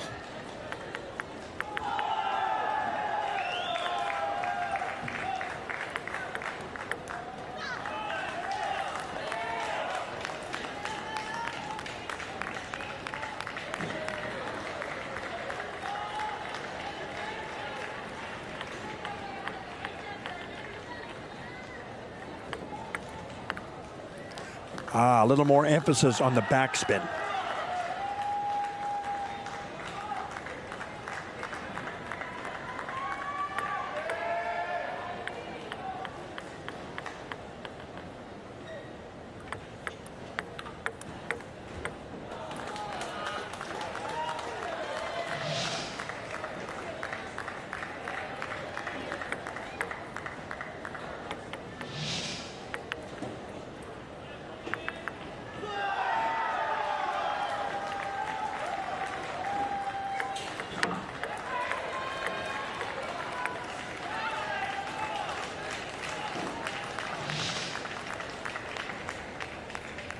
Well, Lei just goes to swipe at this one. Well, it's gone away from her racket. And Xiong Guiyan in front. 9 points to 8. Lei to serve. A crucial second game.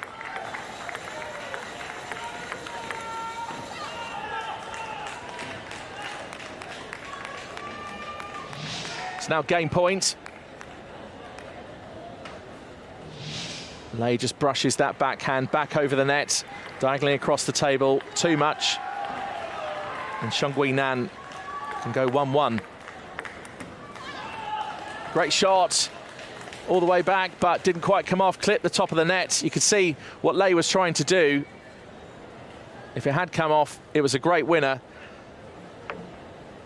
But the point's gone the other way, and both games have finished 11 points to 8. This time, Xiong Guiyan levels it up at 1-1. Yes, from what I could see, Lei was, I think, trying to be a little more aggressive and not quite as patient, waiting for her opportunity to attack. So that's what I saw. So I think that the consistency went for Xiong that time.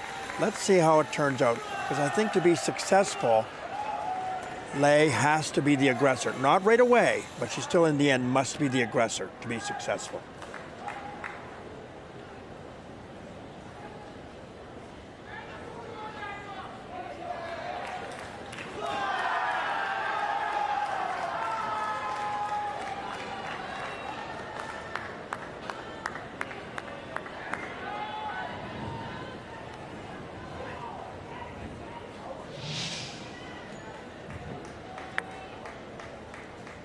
This semi-final poised at 1-1.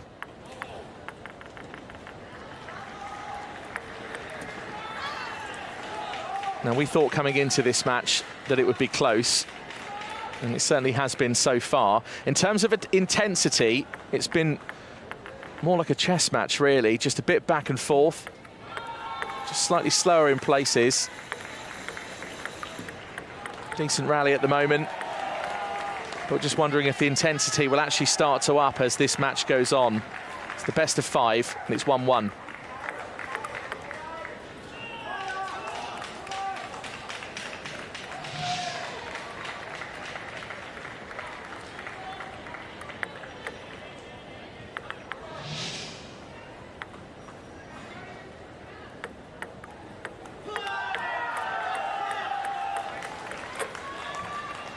So when it comes to the service is off a flat palm, or you can use the flat part of the racket if you're unable to use a flat palm, or you can use any other part of your wrist or arm to make the serve in one motion. The ball must be tossed 16 centimetres into the air. That's the minimum. You can go higher if you like, but most of the world's best tend to stick around that kind of height, maybe just a little more for some.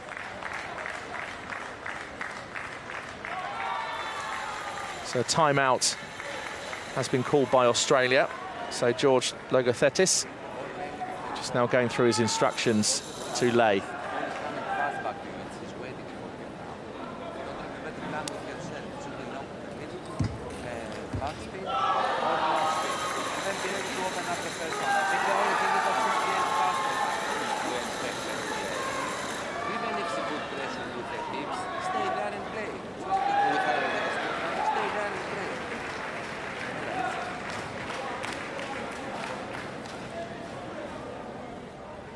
So essentially, I think George Logothetis just telling Lei to mix her game up and don't feel afraid to just stay where you are, try and play the ball back, try and open up a winner.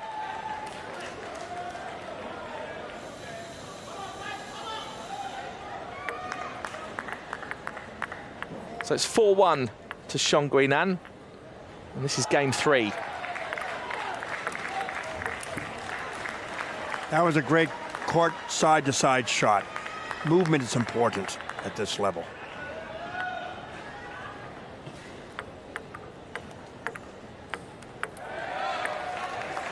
Another great shot. The ball was high in the middle, again giving Lei the opportunity to go forehand or backhand. And then your opponent has to guess. And just saw the coach's reaction, George Logothetis almost punching the air as if to say that's exactly what we've just spoken about, and you've just gone and executed that. Meanwhile, straight away after the Australian timeout, People's Republic of China have theirs.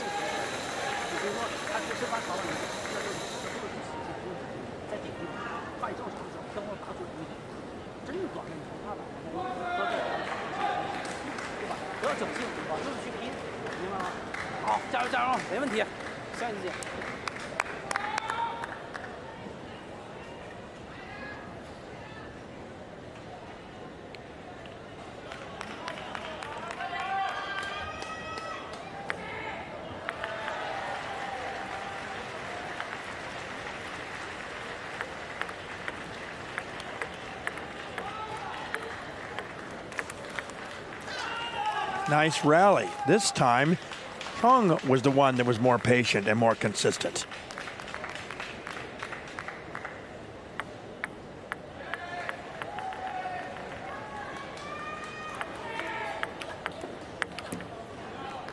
The ball placed on the middle line, and players got jammed up. Both of them. Lei came out on top of that one.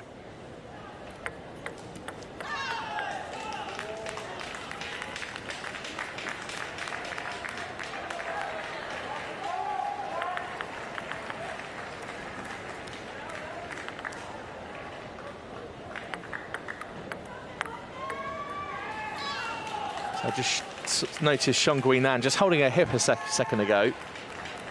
I'm just wondering if she's just struggling perhaps with some of the pace of this, because Lei is certainly making her move around on the other side of the table.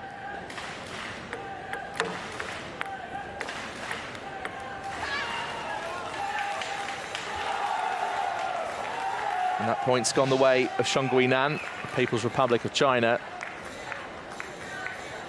You see the fist pump. Every point means so much.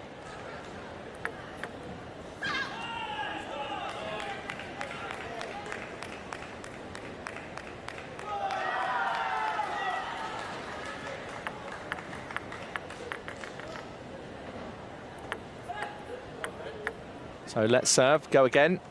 Xiongui Nan trying to set up a game point. And it doesn't quite happen there. It's now gone 9-5.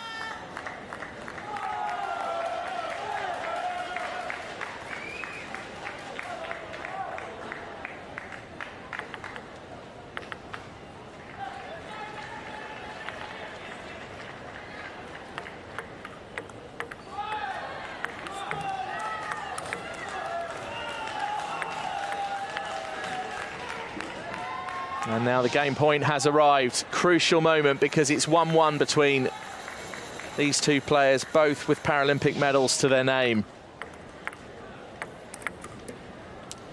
And a great shot from Lei.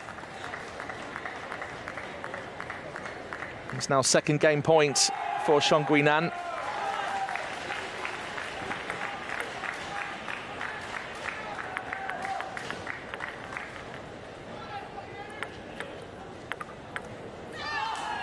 And Xiong Guinan takes the game, 11 points to 6.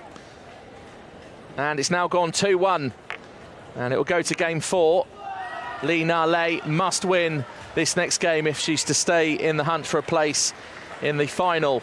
And just bear in mind that whoever doesn't get through will get a bronze medal, and the other player gets to go through to contest gold and silver.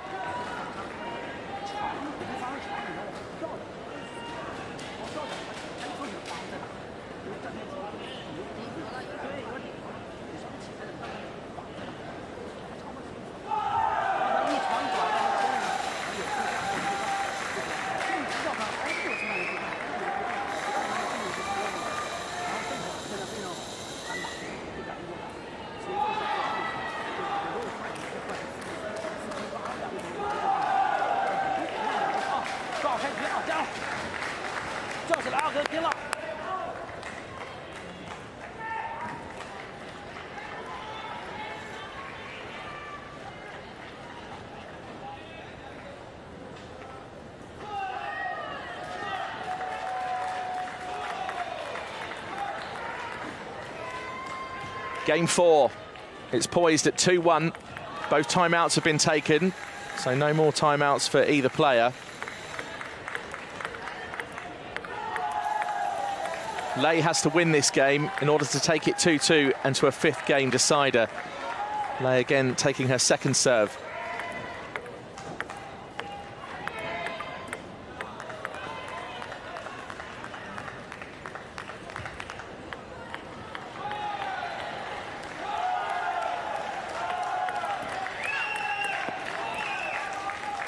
Bit of a backhand off the forehand there for Lei. Not a shot that I think she's that accustomed to doing.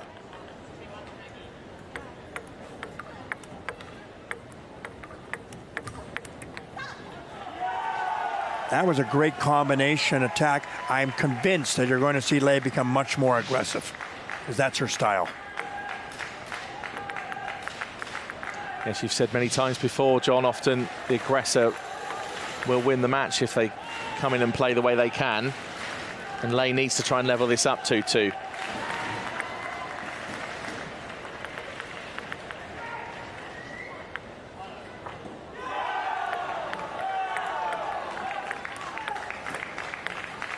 I like that. It was almost like a hesitation there just for a second by Lei, just a millisecond to see whether have her opponent commit to going one way or the other.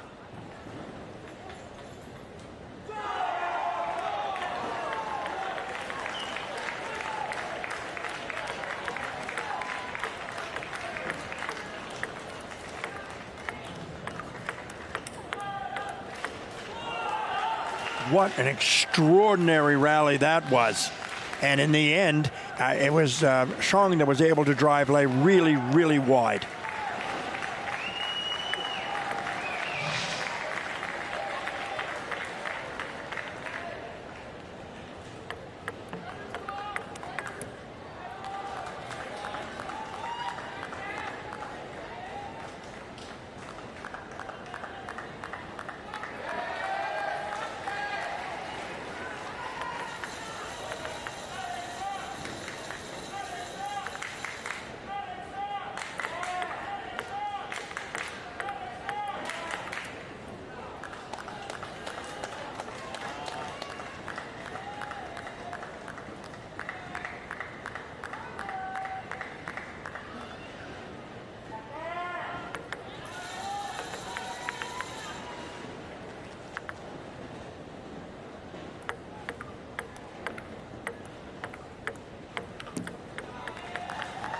No question, Lei has increased her intensity.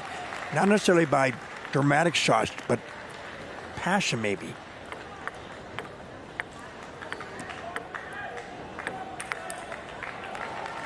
Well, the coach's instructions earlier on were to stand and just try and make the returns, be patient, keep going, and try and set up the winner. On that occasion, it hasn't quite worked. But as John's just spotted, there's certainly a change in tact from Lei.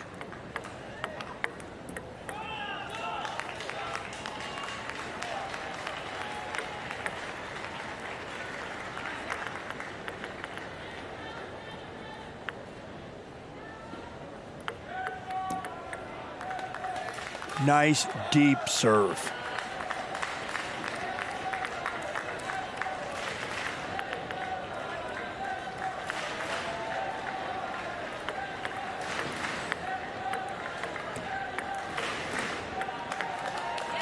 Again, just a little more emphasis.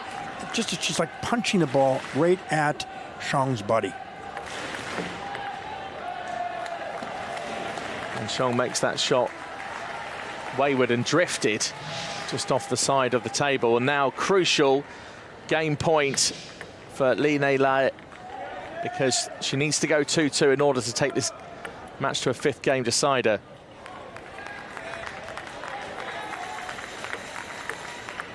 And that's 10-6, second game point.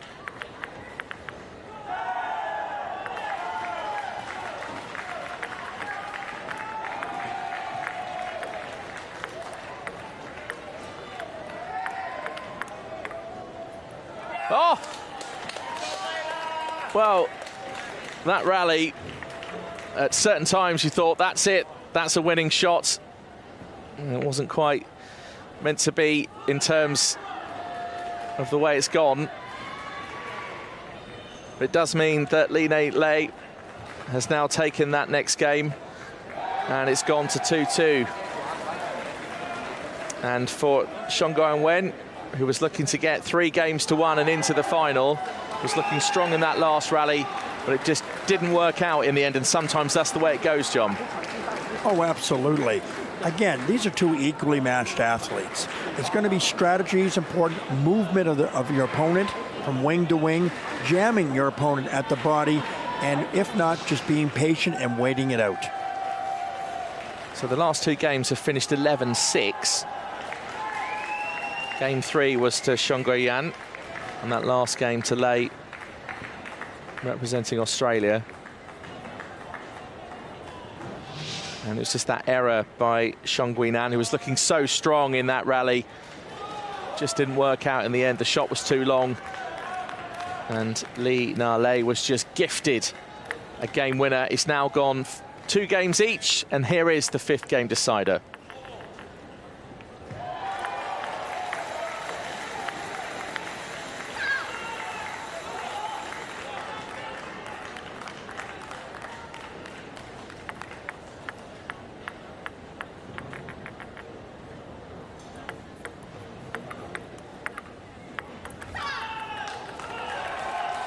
Nice start for Xiong. See the ball there being driven, changes her rubber over, and Lei puts it in the net.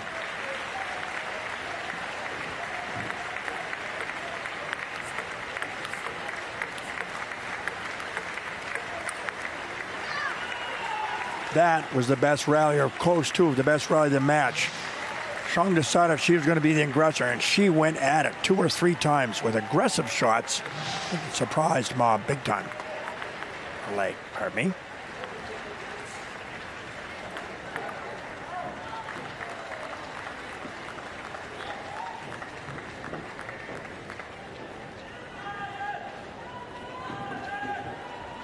A hunt for the ball. We've seen this on a couple of occasions. At one point, we've seen balls fly off onto other tables. And Diana Abdullah is standing up with another match ball, saying we can just change it to this one.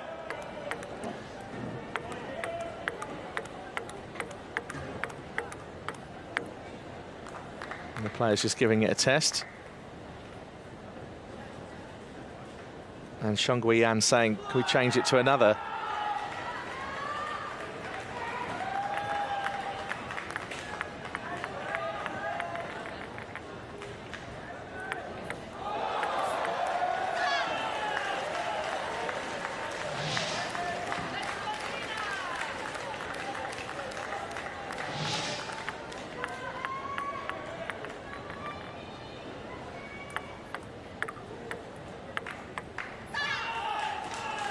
That was a nice, aggressive punch shot.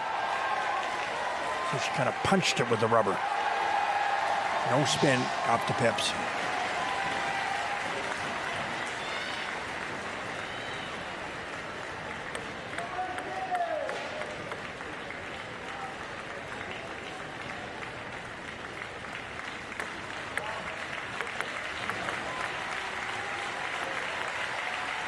So visual instructions from the coach for Xiong Guinan.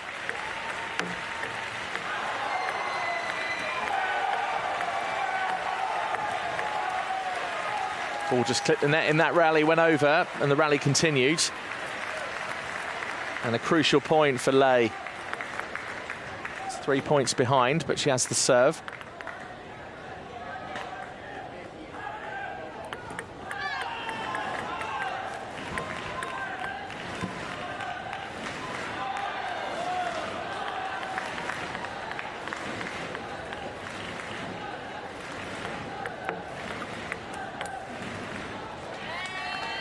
Nice drive by Lei.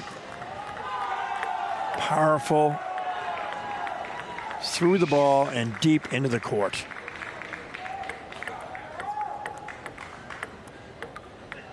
Oh, just clipped the edge of the table there. And she's saying yes.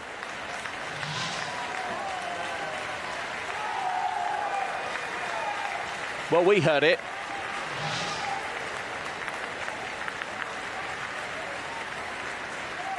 It's now 7-3.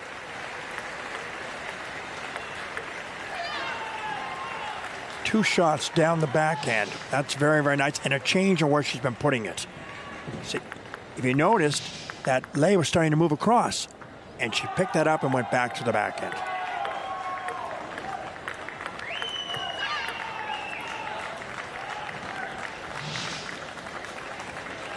Another ferocious rally between these two. It ends up with Lei clattering the ball into the net. It's another valuable point for Xiong because this game's moving towards a close if Xiong can keep this up. And the net going against her that time. Still 5 points in front, trying to set up a match point.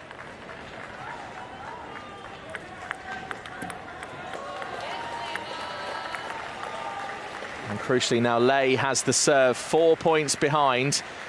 If she can win her next two service shots, the gap is closed to 2. And the first player to 11 points by 2 clear points will take the match.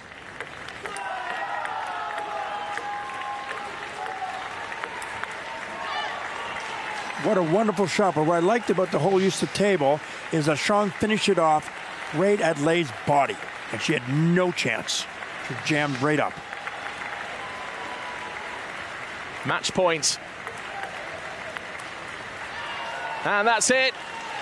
Xiong Guinan, the Tokyo silver medalist, is through to the final at the Paris 2024 for the Paralympic Games. And for Li Na Lei, 36 years old of Australia, the world #1 gold medalist in Tokyo. It won't be a defence of her title, but she is a bronze medalist at this Paralympic Games. For Xiong Guinan, 48 years old, smiles all round, high fives with the coach.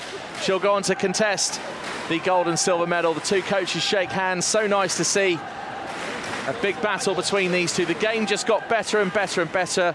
The match got better as it went on as well. And right at the very end, Xiong Guinan is through to the final at the Paralympic Games. I just thought that Xiong was a more consistent player. She was repeatedly able to turn the ball back. However, she did try to be more aggressive that game and won 3 or 4 points by being aggressive. I think that changed it right there.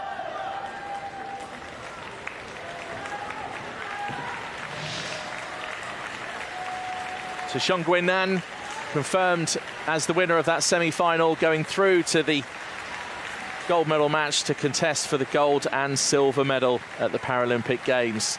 Another packed crowd here in the South Paris Arena for this women's singles semi-final, Class 9.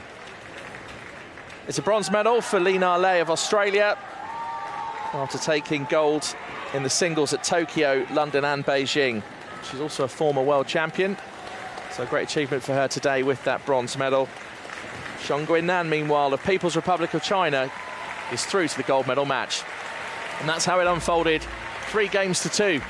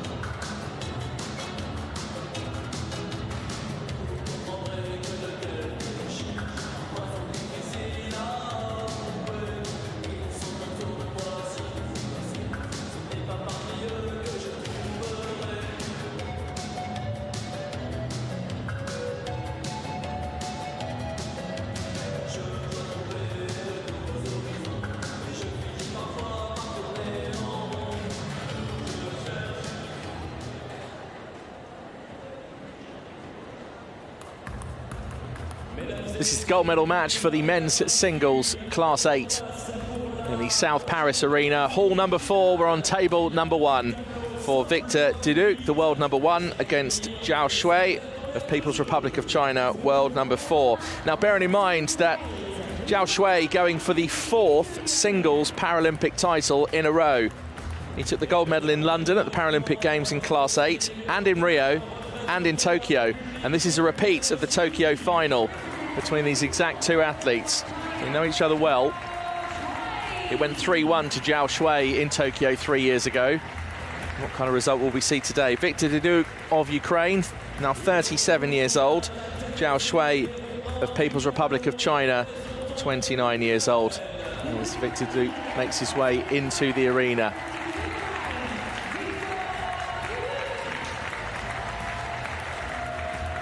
So, John, what are you expecting from this one? A repeat of Tokyo, that one went 3-1. This again is the best of 5. What are we expecting? I think it will be a repeat.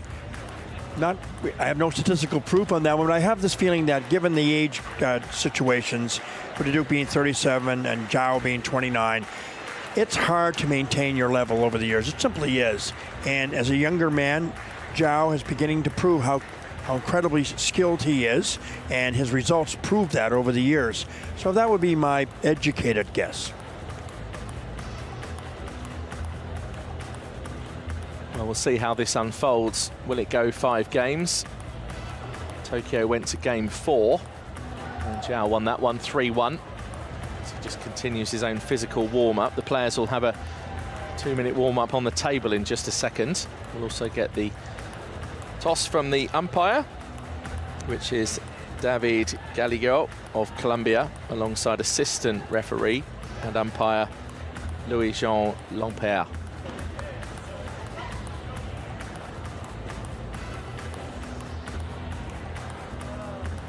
So the towels into the towel bins. And you can take a towel break after 6 points being awarded in a match. Doesn't matter which way they've gone. 6-love, 3-3, 4-2. Doesn't matter, it's 6 points, go and take your towel break. Table tennis can be a game that generates an awful lot of sweat, also generates an awful lot of drama, excitement, and world-class shots, so don't worry about that. This isn't just a game of sweat.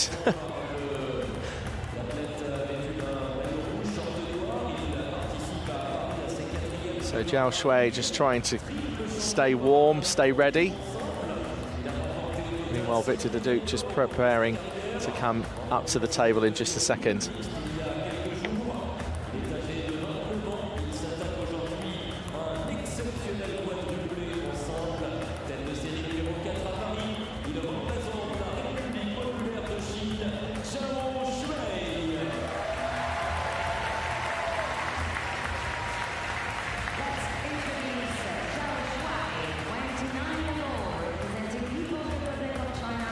So here comes Victor Duduc, the world number one, the Tokyo silver medalist, gold medalist in the World Championships and the European champion.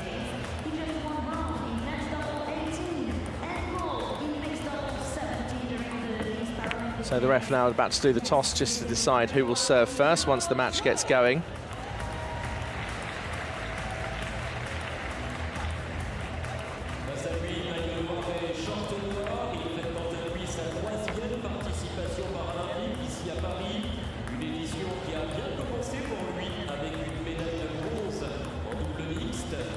So it looks like Zhao Shui will be serving first once the match gets going. It's now the 2-minute warm-up on the table, a chance for the players just to get used to the conditions, get used to the temperature, get used to the occasion. It's another packed arena at the South Paris Arena on table 1 in hall number 4.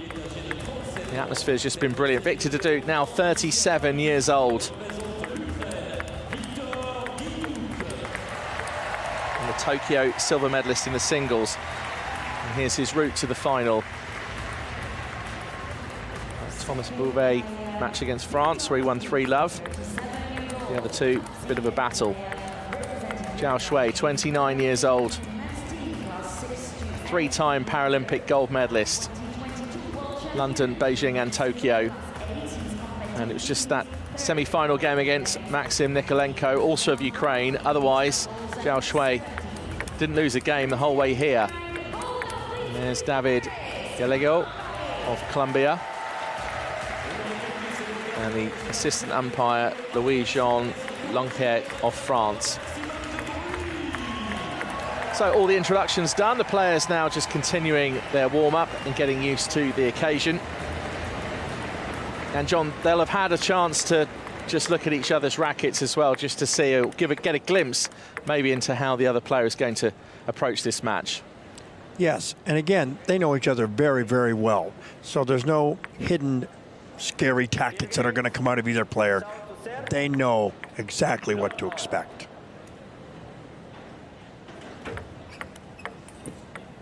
So Zhao Shui with the first serve of 2. Each player gets 2 serves, unless it goes to deuce, which is 10-10, and then it's 1 serve per player.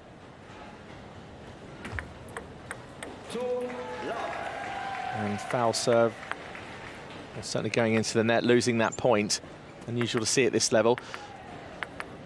The ball is served off a flat palm. If you're unable to, then you can use it in one motion with another part of your hand, your wrist or your arm, or even the flat part of the racket. It's whatever feels most comfortable to you. So you'll see that both Zhao Shui and Victor Duduc have different serving styles, but the ball must be tossed at least 16 centimetres into the air. So that's a let, which means Duduc gets the serve again.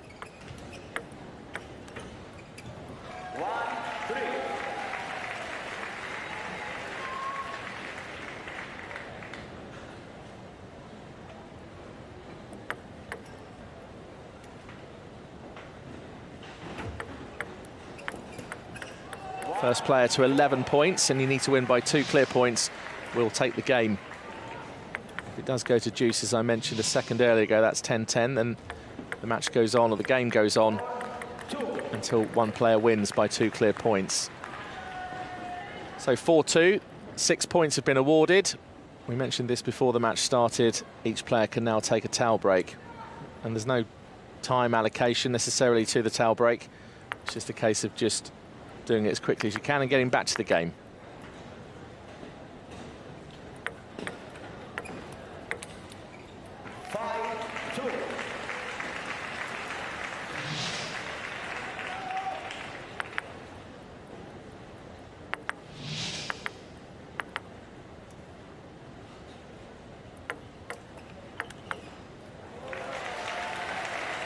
I can guarantee you that Duduc wants to use his backhand. It's an efficient stroke. It's shorter, it's quicker, and that's his power shot. And I think what you'll find as things go, that Zhao is going to know that he has to go to his forehand or body, because this young man, or mature man, I guess, is brilliant on the backhand. He can hit backhands off the forehand side, whichever. So it's very incumbent upon Zhao to work his forehand wide.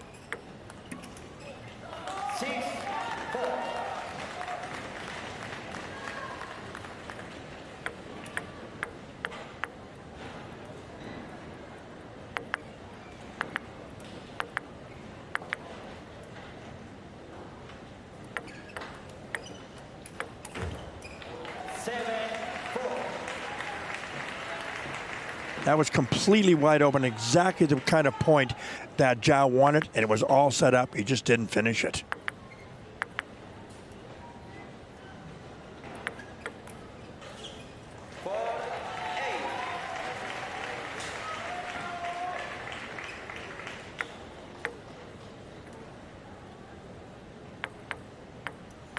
Duke in front, 8 by 4 points. I'll be happy with this so far. Zhao Shui just waits patiently for Duke to come back from his second towel break. That was a drive right down the middle. Again, middle or forehand. Again, the Duke has probably one of the best backhands in the business. It's efficient, as I said before, because it's short. But footwork is very, very important.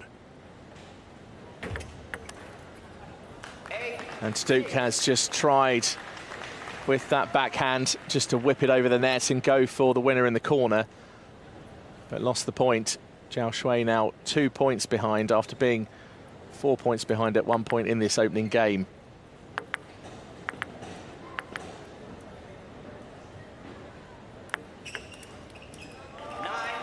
And just too much on that forehand from Zhao Shui. Duke now 1 point off a game point.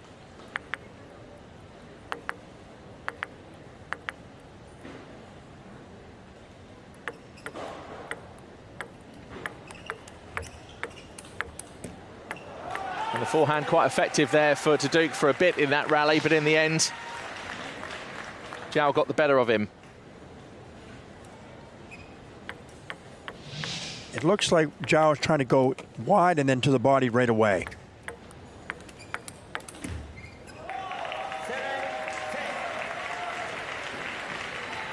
Well, the ball clipped the top of that net at such speed.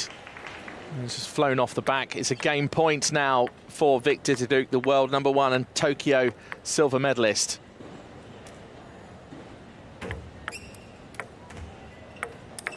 Oh, just comes in with such authority and such dominance as well. Moves straight into that shot off the side of the table. And in some ways, it's great that Zhao didn't get back to it, because Victor Duke was just going to be, well, so far away from the table and probably unable to get back. But it was with such authority, such skill, precision. Victor Duke just came in and wham with that backhand right the way across the diagonal of the table and takes the first game, 1 game to love. Basically, Duke was able to impose his will. I saw nothing there from Zhao that suggested to me that he was going to be able to come back. He seemed nervous and a little unsure of himself. It remained to be seen whether or not he can exploit the Duke at his body and wide to his forehand. If not, we're going to have a new champion. But that remains to be seen, of course, because sport is sport.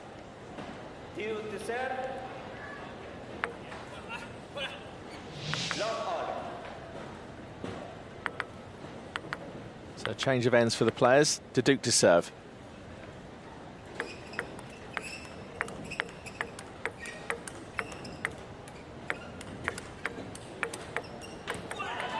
Well, the forehand for Duke in that rally, not too bad.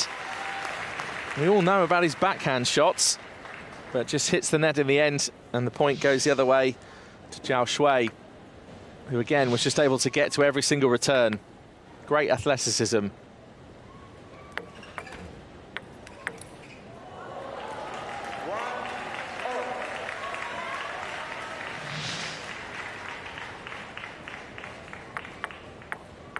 Duke with that top spin shot. Zhao just goes for the return, clips his racket and heads up into the top of the arena. There's an example of that aggressive shot cross court. He may have to go first to the body and then go wide, but that's his way. That's his ticket to this game.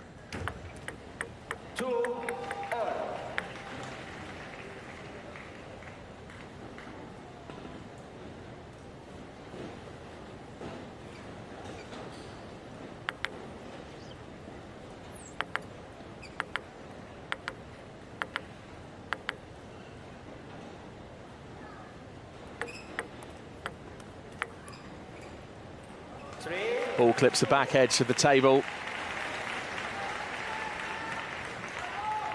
And it's now 3-2 to Victor Duduc.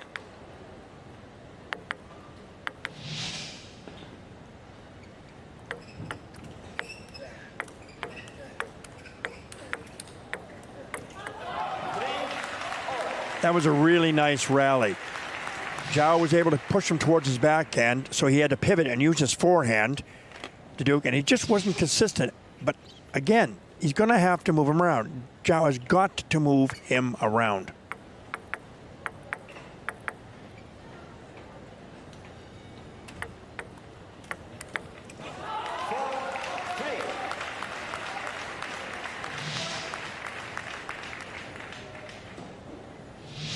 Forehand shot right to Victor Duduc's body. Not an awful lot he could do there.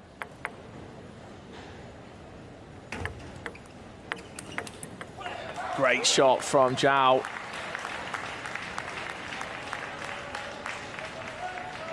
And it puts this game 5 points to 3. Just saw his real strength and precision on that last return. Superb.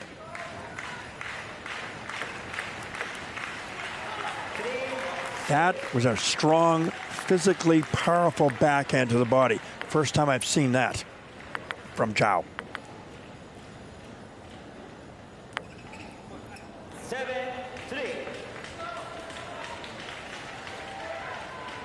Well, Victor Duduc is 1 game to love up. This is game 2. And at the moment, Zhao 7 points to 3. 8-3. Now 8-3.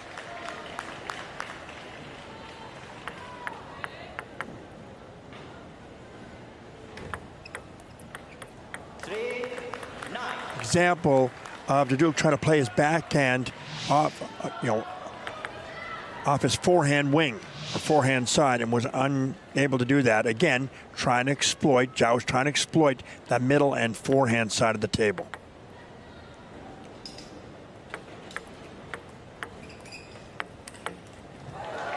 Great forehand from Duduc. Fantastic.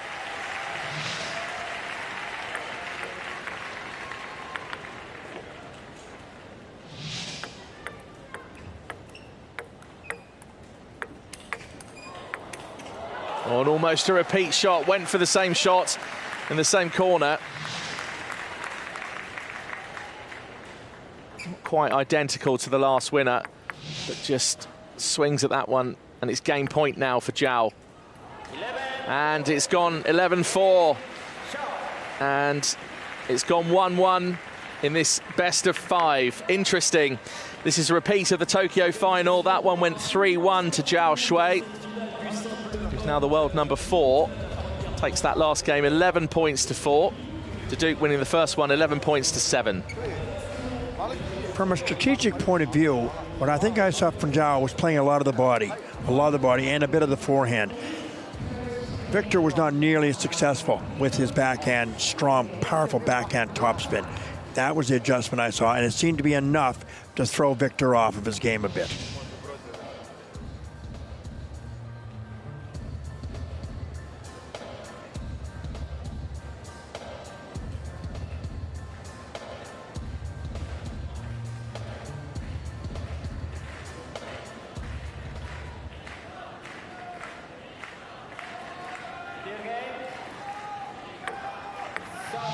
Game number 3 in this match.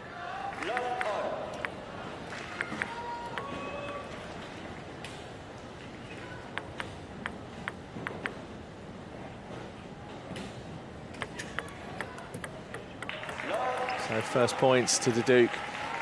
Zhao Shui clipping the net.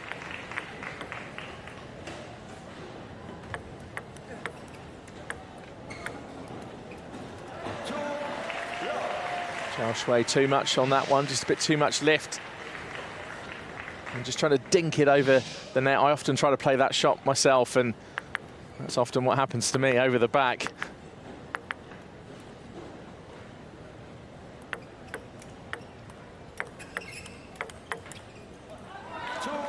There was a perfect example of jamming Duduc, this time wide to his backhand and then going across to his forehand. That's the strategy right there.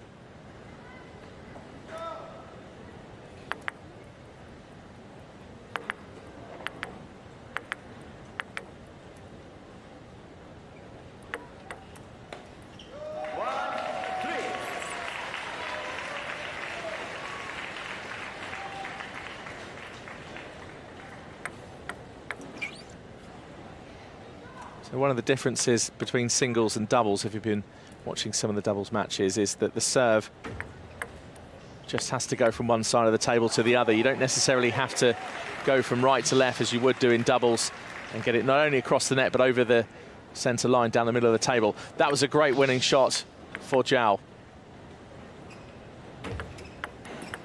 Just a bit of spin on that as well, sent it over to that side of the table, playing to Viduk's forehand, which hasn't necessarily let him down during this match so far, but we all know how strong Viduk's backhand is.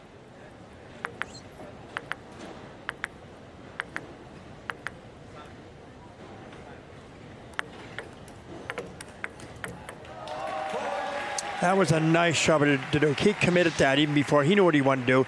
Long serve, turn his body and drive the ball down Zhao's backhand. Lovely shot.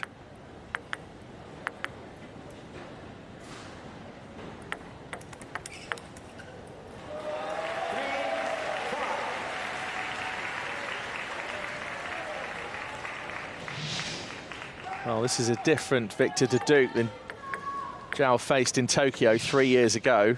It's 3 years on for both of them. But Victor Viduk at the moment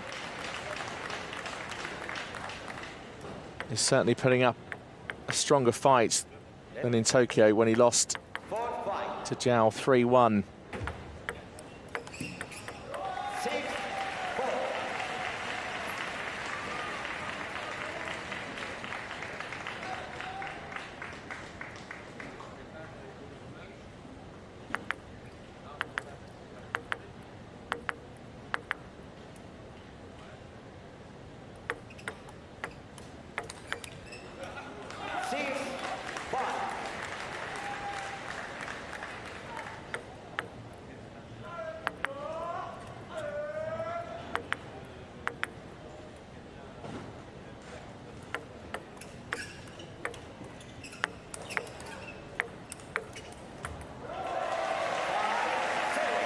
Zhao had a chance to attack that second ball on the way back. He didn't.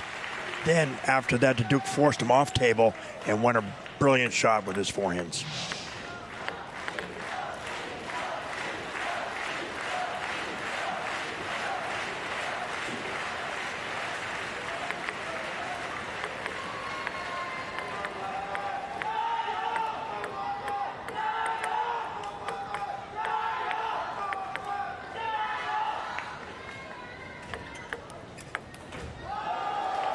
Well, Zhao's just blasted that one into the back row.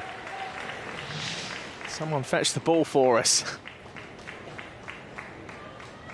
If you're at the top of the Eiffel Tower, you could catch that one for us and throw it back.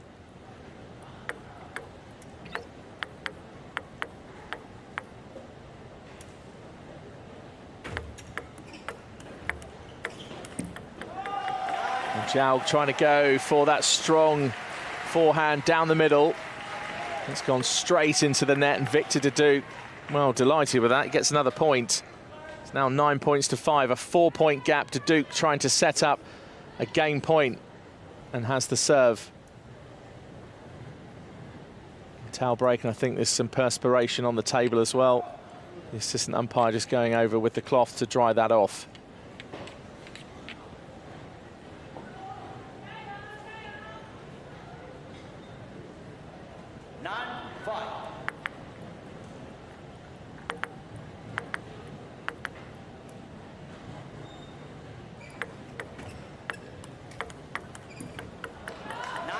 There we go again.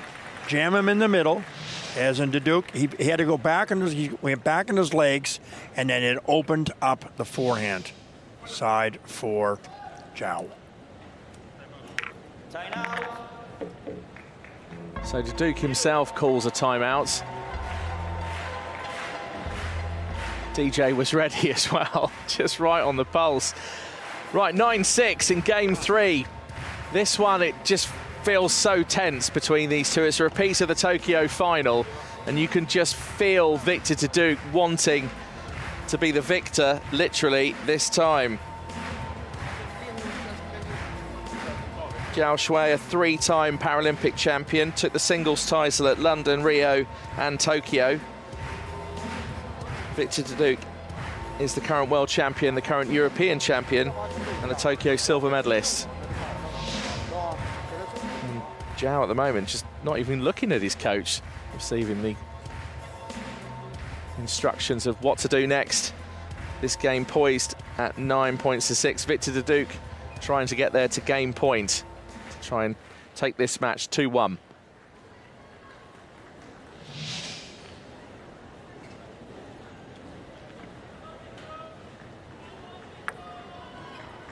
A packed crowd of all ages as well. Great to see so many young people coming along to watch para table tennis. It's a real spectacle here in the South Paris Arena. So Victor Duduc now has a game point, and Zhao Shui's face says it all. Is this going to go 2-1? Can Zhao Shui pull this back? He's got the serve.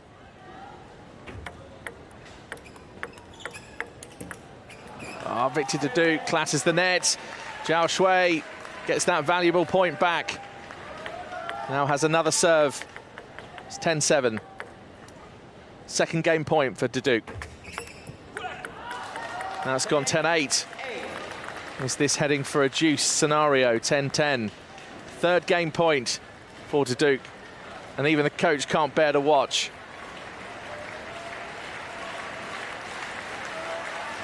The crowd starting to get involved.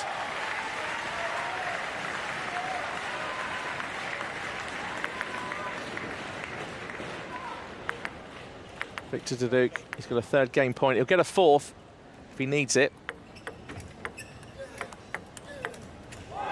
But doesn't, and that's a great way to finish that game. 11 points to 8, 3 in front of Zhao Shui. And Victor Duduc has gone 2-1 in this match, and it's the best of 5. Duduc needs one more to get to the final. Zhao Shui needs to win the next game in order to take it to a 5th game decider.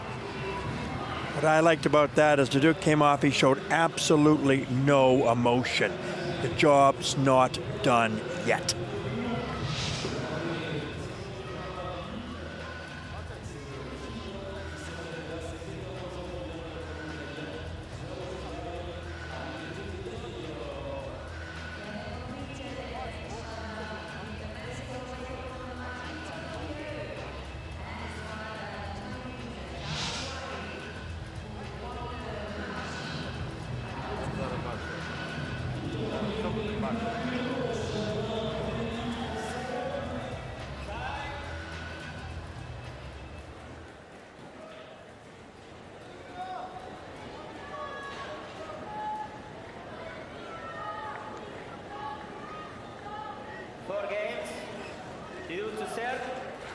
The tension here is immense.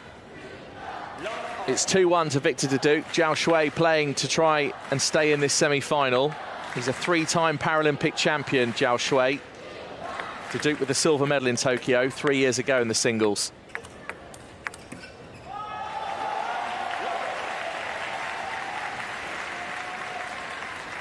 First point goes to the world and European champion.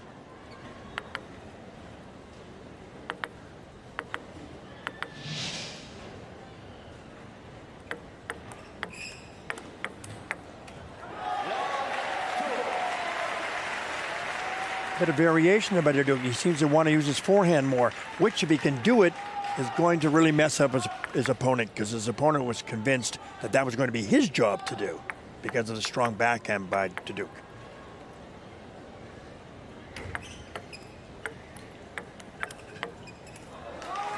And that whip backhand as well from Duduc. But the point goes to Zhao. As that return he was unable to make.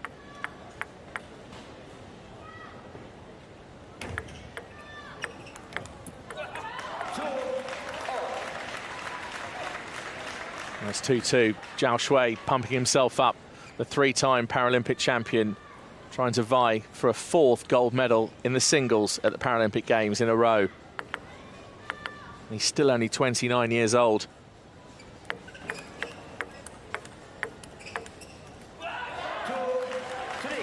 That was a much stronger first backhand by Zhao, which enabled the whole rally to become quicker and faster for him because of his initial attack, or stroke in this case.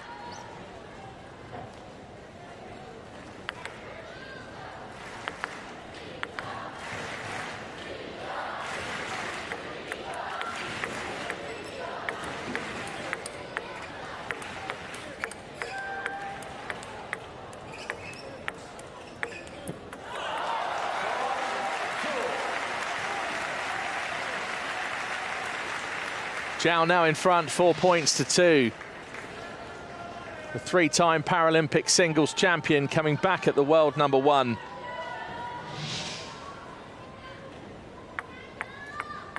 This is really gladiatorial.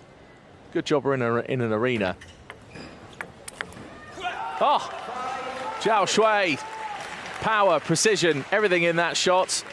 And now goes 5-2 in front.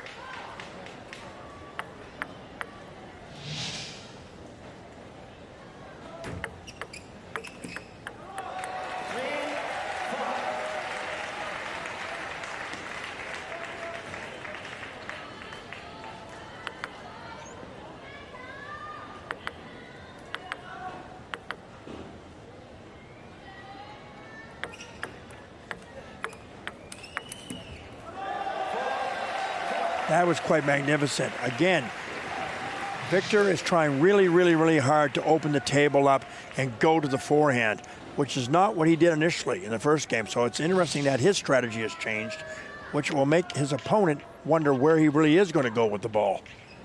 And Zhao just overstretching for that one. He's managed to get the ball back, but it clipped the net, went off the table. As John was saying, effective tactics from the world #1.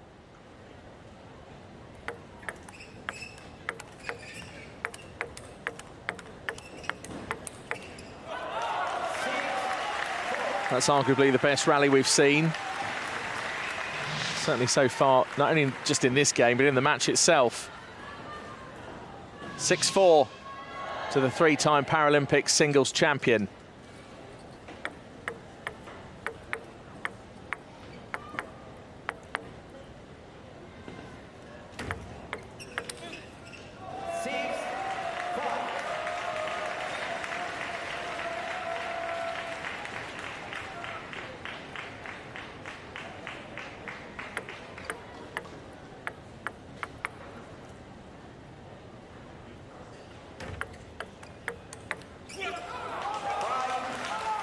It was a bit of a casual lift by the Duke. There wasn't much on it. He got it over there, but the pace wasn't there. And, of course, Zhao seized on that.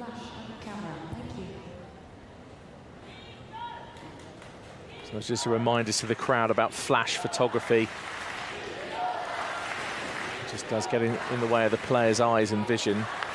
And at this kind of level, you don't need any distractions other than what you're focused on, which is the game in hand.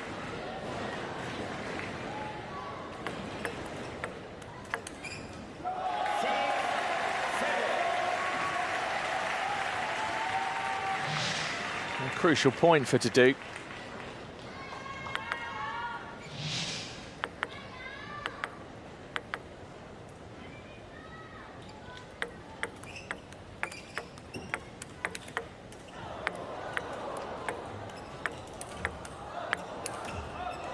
Well, if you come to the Paralympic Games, you expect to see the world's best, and that's what's happening here in this para table tennis gold medal match.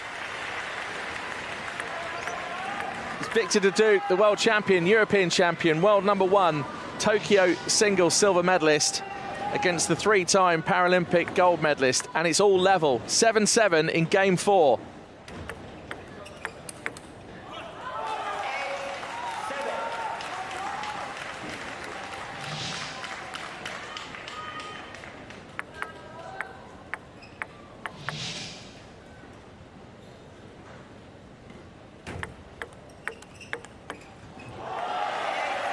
That was absolutely brilliant. Strong shots to his backhand, but a beautiful angled backhand hit. He put side spin on that along with top spin and right on the line.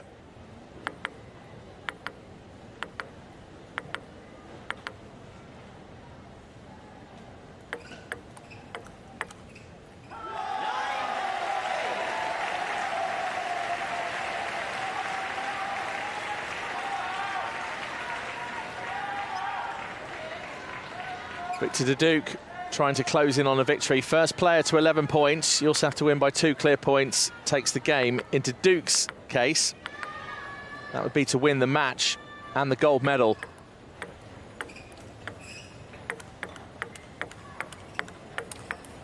Oh, well, it was almost looking like a snapshot from the warm-up earlier on, just there for a few shots back and forth. It's gone 9-9. Now a chance for any player to actually take this game 11-9. If Zhao Shui takes this 11-9, it goes to a decider. If Victor Duduc wins this 11-9, he is the gold medalist. Oh! And that's now game points for Zhao Shui. It could go to juice, it could go 10-10. What a return, clips the net. And just a bit of luck for Zhao Shui because it slightly made Duduc hesitate. And he just flicks that ball over the other side of the table. Just a gift for Zhao Shui. And this gold medal match is going all the way. 2-2. And a repeat of the Tokyo final, this time a completely different score already. That one finished 3-1 to Zhao Shui. And now the Tokyo silver medalist and the Tokyo gold medalist, Zhao Shui, are battling it out in a winner-takes-all 5th game.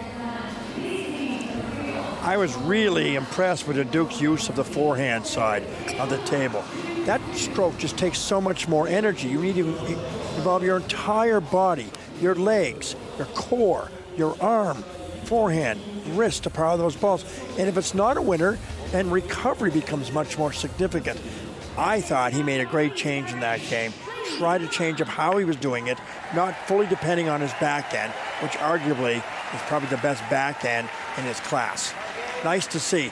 However, Zhao is not any faint of heart at all because he also was adapting and was able to fight this off to take us to the 5th game. Here we go. 5th game decider.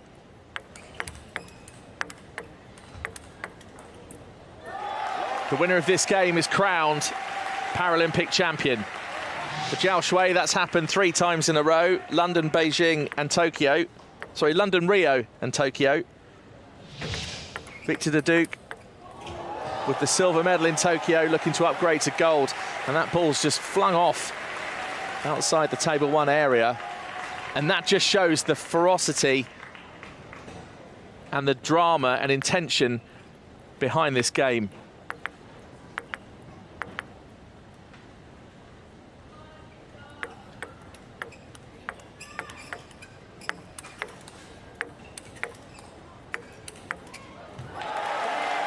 Well, Victor Duduc almost had 3 goes there at the forehand to try and put that away, and eventually takes the winning shot and goes 3 points in front.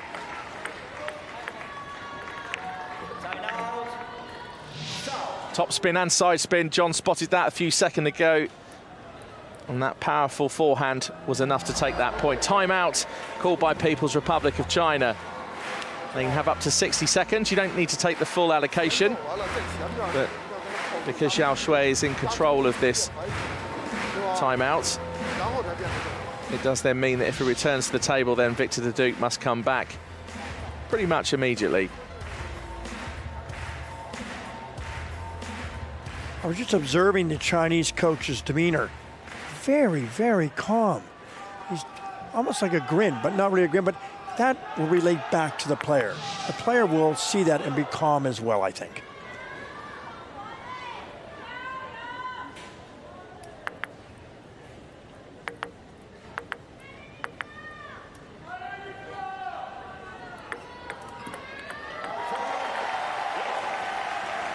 Well, we've seen a few unforced errors from the Paralympic champion.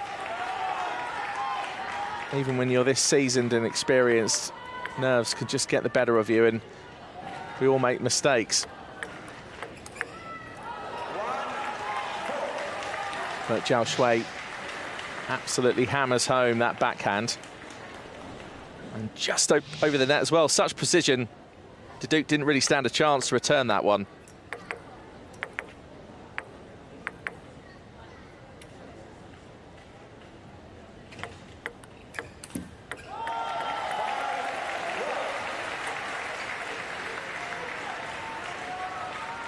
just time now to switch sides as it's tied 2-2, and always in the 5th game, you change sides to give each player an equal opportunity to play on both sides of the table.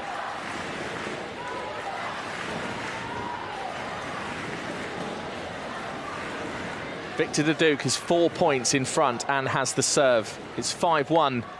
The silver medalist is leading the gold medalist from Tokyo at the moment.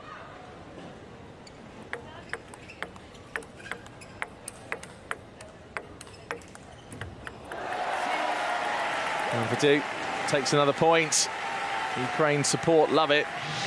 He's now 5 points in front. That's a sizable margin at any level of table tennis.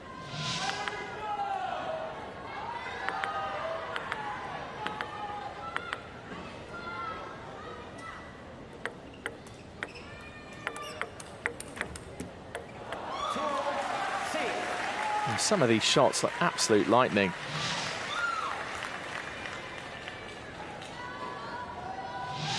Duke that time, the backhand let him down. Clipped the net, it's 6-2. And Zhao Shui to serve. What a shot.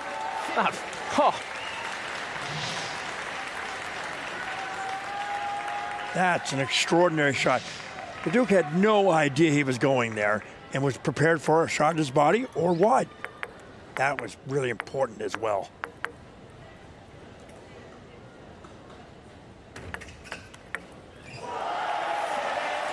The Duke responds, though, saying, well, you just caught me out. Made me look a little bit silly, perhaps, because I didn't anticipate that one, and just whips that ball back over, and he's now 4 points in front again. Zhao Shui now has to respond, because Victor Duduc is closing in on the 11-point margin. And it's the first player to 11 points to win by 2 clear points. Will take the match and the gold medal. That was a desperation shot in my mind. Using a backhand attack off your forehand wing. I think he's getting nervous.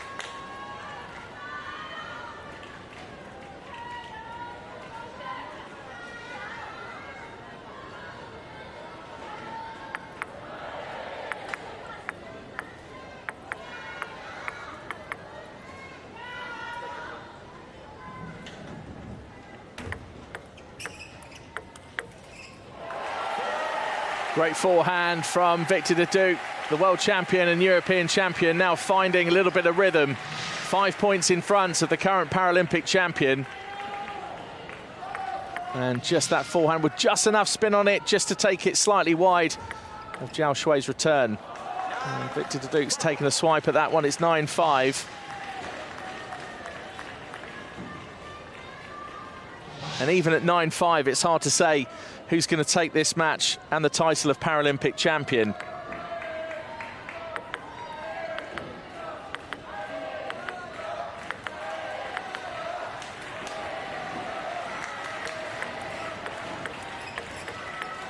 Oh, Victor Duduc just with return shot bounced on his side.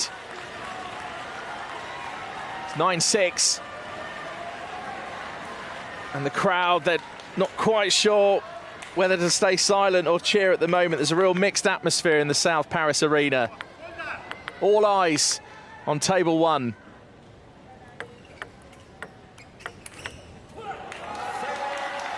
That was a strong drive by Duduc, but equally countered by Zhao, right at the body.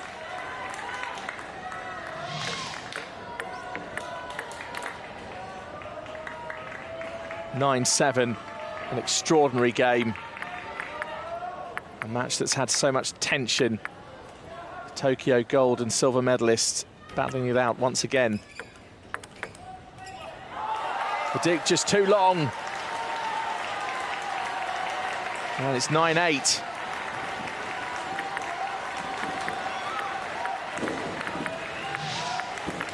pushed at that one. And Zhao Shui serving again.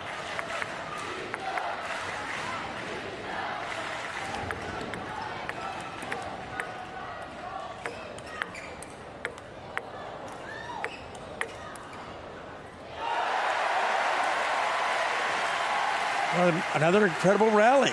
This time, the Duke was able to draw Zhao back off the table more than he's used to. Hard to produce winners when you're 2 or 3 meters off the table. And he set up gold medal point. Is this the time that the world and European champion can upgrade his silver medal from Tokyo to a gold?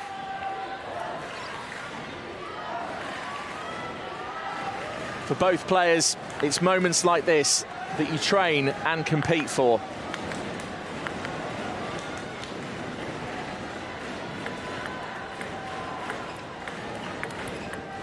And that's it, Victor the Duke, he's done it! And he can't believe it, look at this reaction.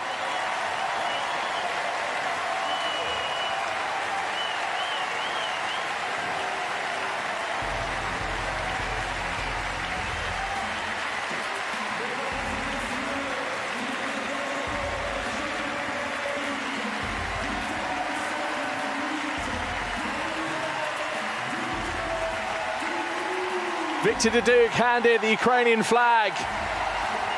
And this will be one of the proudest moments of his life to hold this up in the air in front of the rest of the Ukrainian team, the coaches, his friends, family, everyone that's come here to support him. It means so much. He was beaten by Zhao Shui in Tokyo 3 years ago. And for Zhao Shui, the 3 gold medals in a row at London, Rio and Tokyo. He won't be getting a 4th, but he does have a silver medal. What an effort from 29-year-old Zhao Shui. What a brilliant player. Drama, entertainment, all of it there right for us on table 1. And while Zhao Shui, I'm sure, is disappointed and his body language says it all, once it all sinks in, he'll realise that he was the silver medalist. Meanwhile, Victor the Duke, the strongest man in the South Paris arena.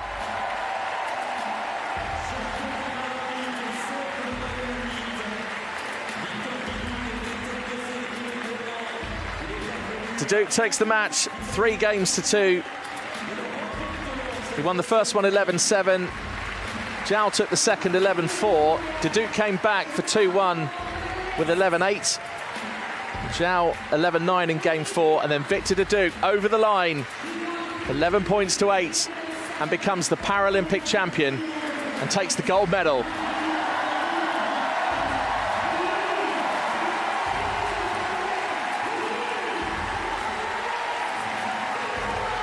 And lifts his blade leg into the air.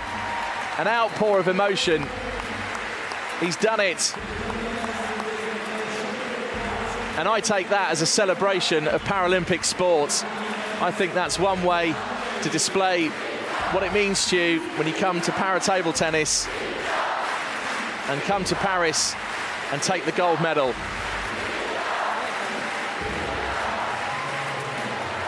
Everyone in the South Paris arena chanting Victor, Victor. And that's exactly what he's done. Silver medalist in Tokyo in the silver, with the silver medalist in Tokyo, and now the gold medal at the Paralympic Games in Paris.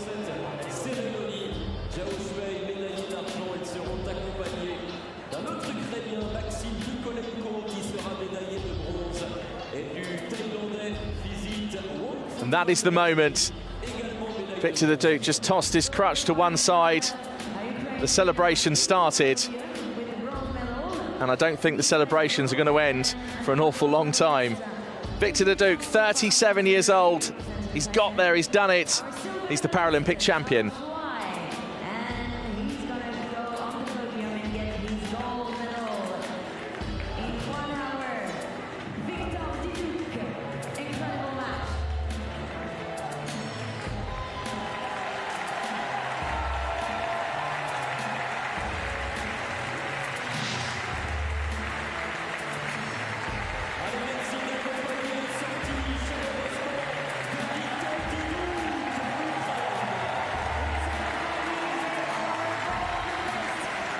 This gives me goosebumps.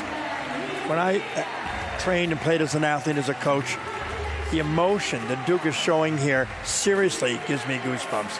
And the crowd, he's interacted with the crowd in such an intimate way that he has put himself out there. Every single molecule in this man's body was put into that match. And then he let it all out. He let all his emotions out. What a wonderful sight.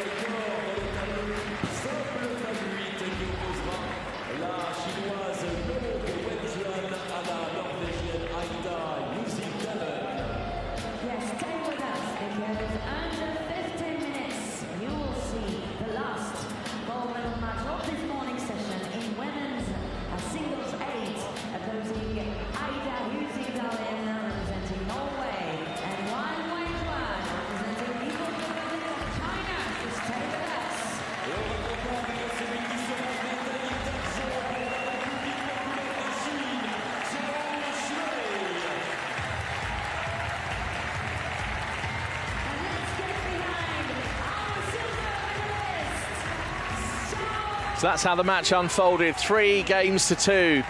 A moment to remember for Victor Duduc. Points won, just one in front, 46-45. And the points won on serve. Duduc actually fewer than Zhao Shui. But Victor Duduc, there it is confirmed, the gold medalist at the Paralympic Games. For Zhao Shui, after 3 gold medals in a row in singles, takes the silver medal. And what a match that was, spread over the best of 5, and it went to a 5th game decider.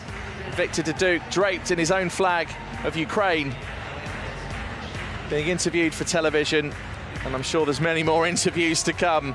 Victor Duduc has finally got there, got over the line, 37 years old, and he's the para-table tennis Paralympic champion.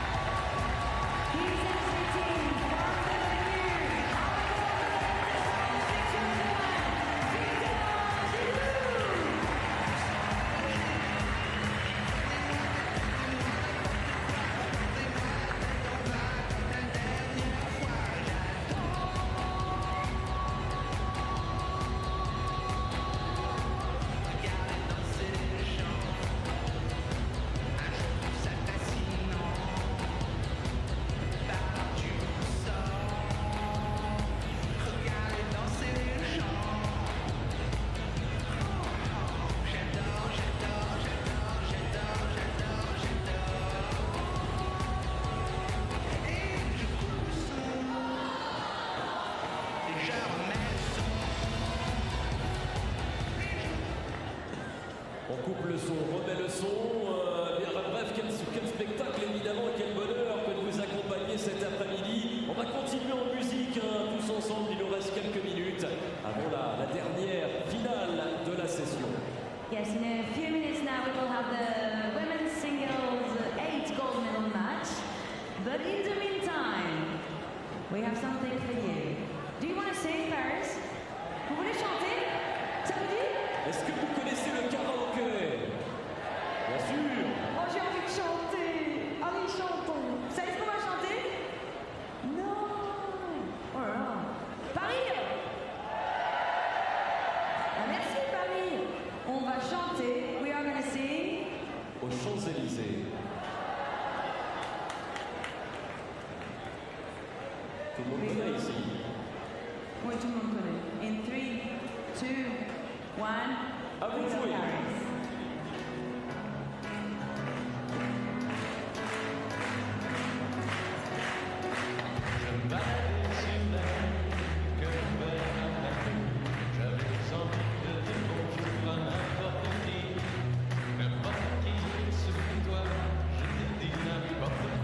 Il suffisait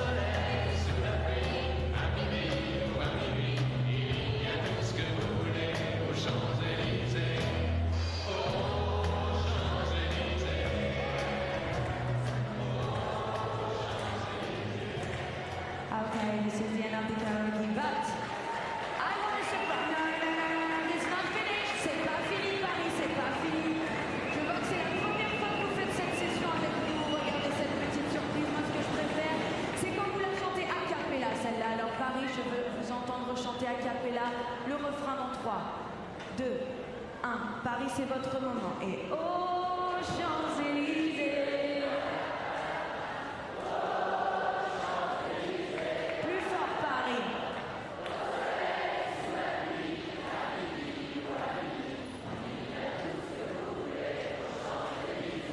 Bravo, Paris!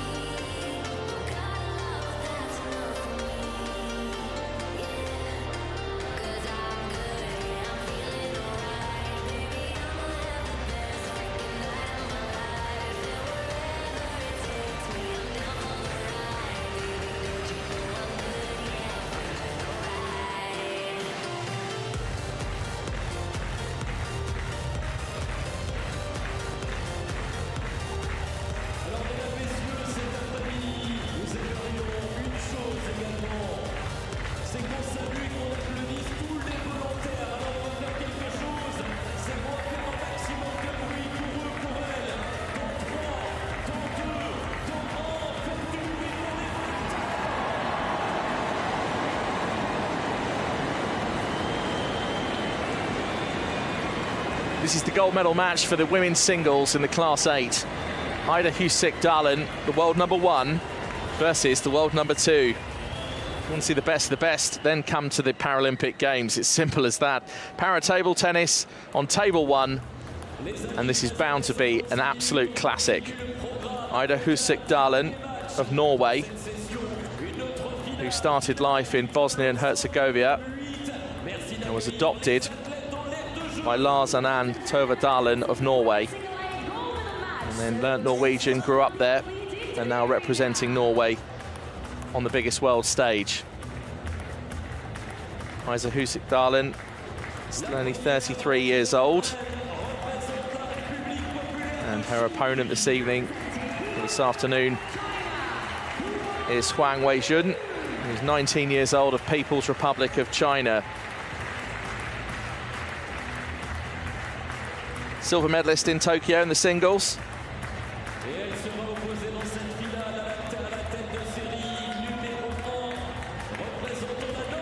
And here comes Ida Husick-Dahlen of Norway.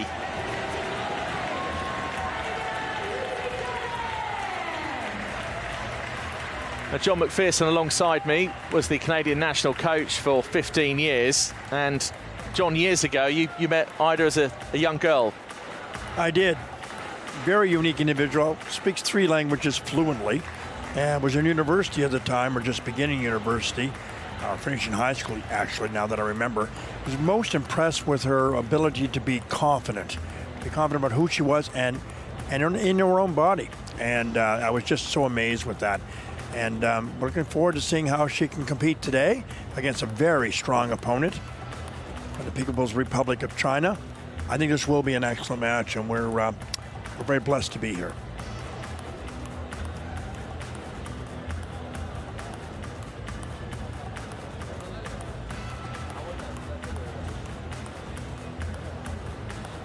Voici les arbitres dans cette finale. The umpires for this women's ceremony gold medal match, Carolina Miguel from Argentina.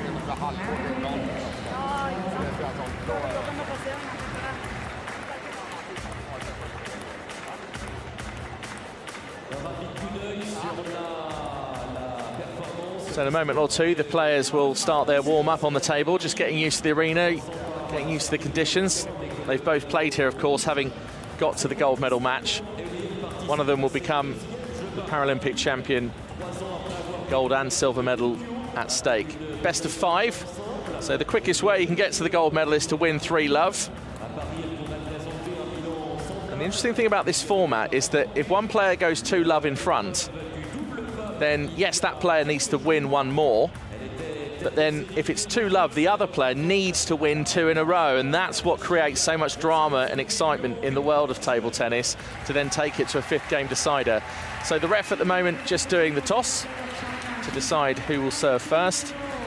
Pick your side of the coin, one of the most old-fashioned ways. And so nice to see that it's still done physically and that hasn't gone digitally like everything else around planet Earth. She just won gold in women's doubles 14. Put your hands together for one. And just an inspection of the rackets, which we'll explain in a second. Face à elle, en bleu, elle était médaillée de bronze en double femme à Paris il y a quelques jours, médaillée de bronze également en simple. Ida Husik-Darlin, 33 years old, representing Norway. Started life in Bosnia and Herzegovina and then was adopted by Lars and Ann Darlin in Norway, and that's her route to the final. 3-2 quarter-final thriller, then 3 love in the semi-final. And Huang Wenjin, 19 years old, of People's Republic of China, Tokyo silver medalist in the singles, and is also a gold medalist at the Asian Para Games. And here's her route to the final. Didn't lose, 3 love in both the quarter and semi-finals. Will that bring any bearing to this gold medal match? The world number 1 from Norway versus the world number 2 from People's Republic of China. Carolina Miguel of Argentina is the umpire. And Marie Pinkovic of Australia on the other side as assistant umpire.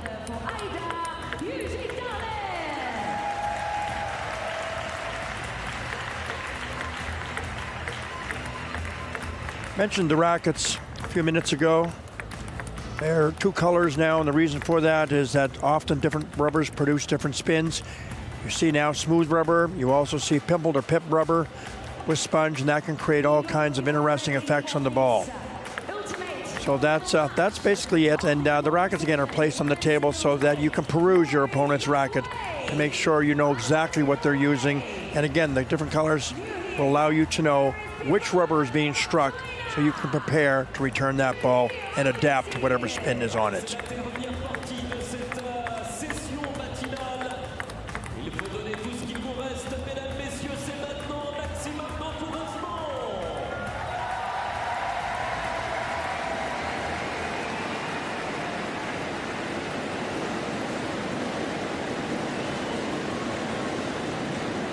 So this is the women's singles gold medal match, Class 8. And Class 8 is for athletes with moderate impairment of the legs or a moderately affected playing arm to compete in this class.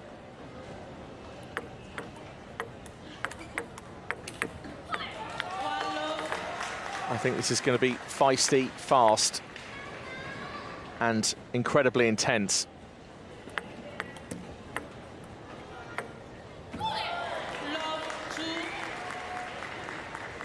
So each player gets 2 serves,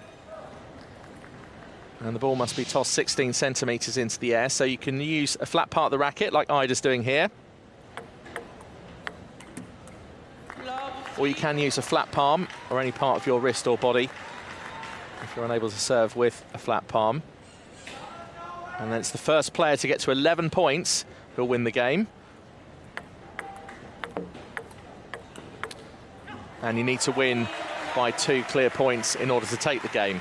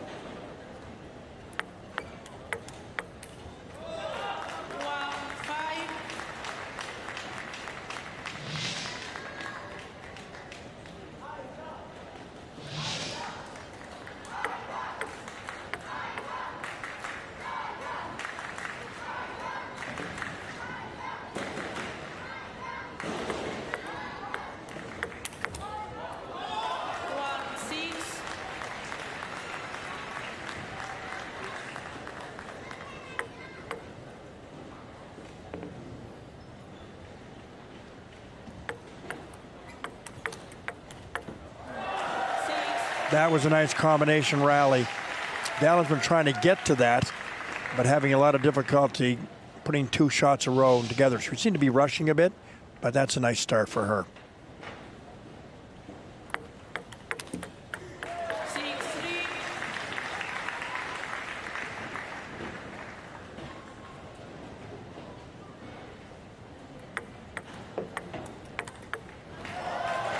That was a brilliant lift across the surface of the table, super wide in the forehand, and then a brilliant backhand on the other side. There was no chance this player was going to get that.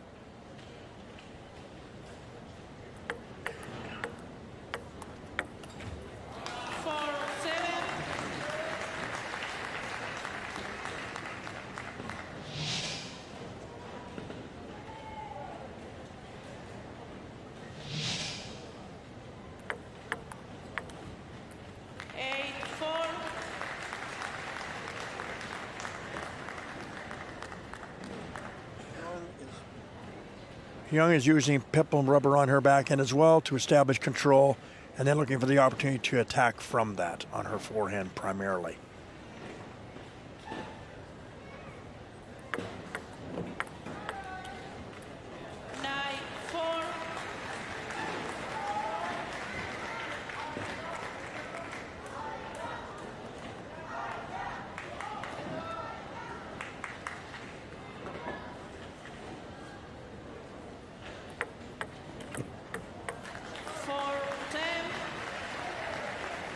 So game point for Huang Wenjun, 19 years old, on the verge of taking this opening game in this match and putting it to 1-love. Unless, of course, Ida Husick-Dahlen can pull this back. This is a big ask.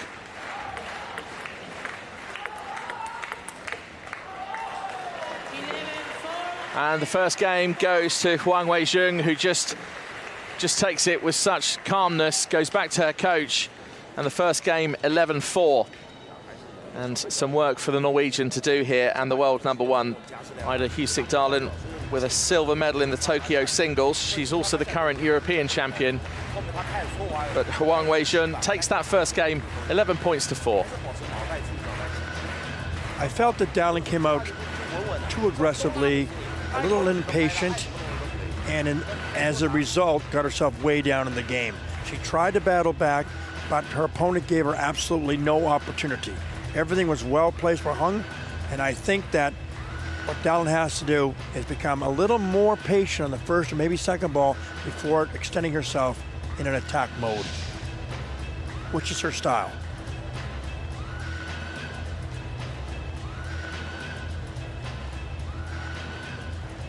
Well, despite being 1 game to love down, Ida Husick seems in good spirits. Second game, Dahlen to serve, low ball. So game 2 in this best of 5. Love 1.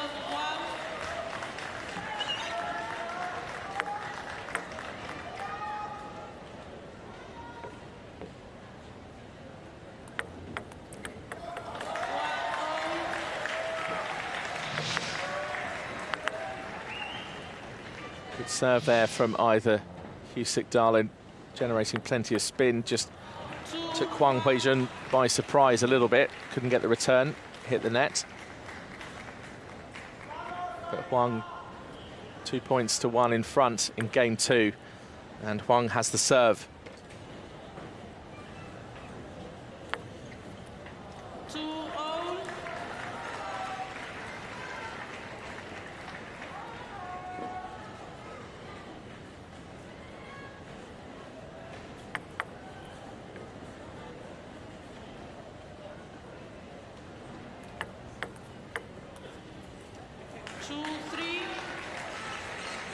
Another example of Dahlen trying to thread that needle right in the corner. It wasn't necessary.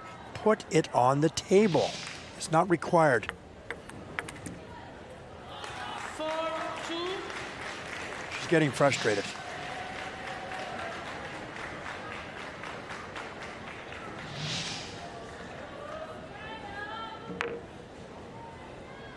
Time out. And Norway There's a timeout. Couldn't quite see there if it was actually Ida Husick-Darling that called that herself. Could very well have been. Cameras weren't on her at the time. This time allocation of 60 seconds for the timeout. Let's just see if we can listen in.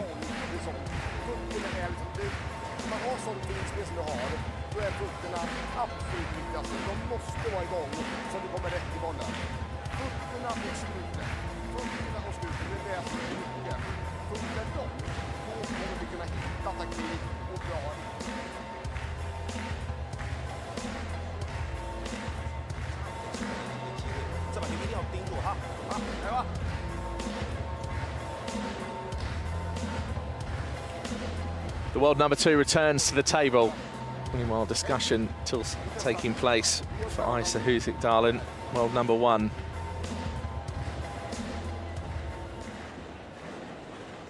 She's 4-2 down in this second game. Wang Weijun took the first game, 1-0.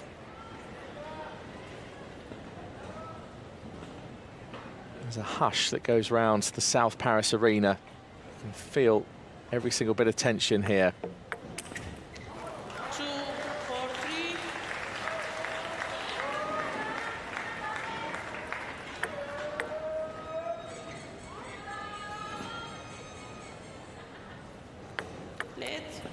Please remove the arm.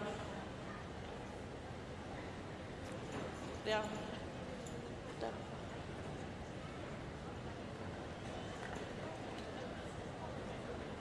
4, 3.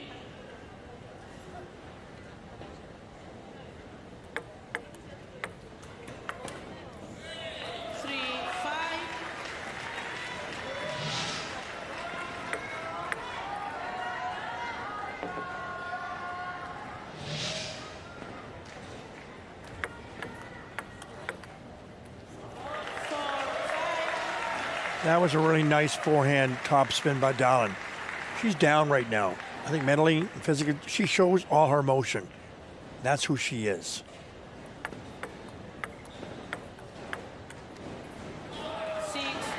Everything she tries at the moment for Isaac Husick-Darling. Just saying to the coach, what can I do? It's not working.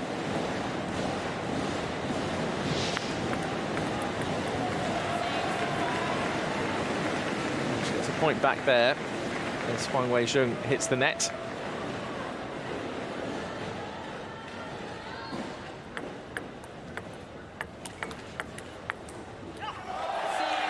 That was a much better combination of backhand, forehand. There's a strong backhand and another backhand. That's well done. Good pace, good position, good location.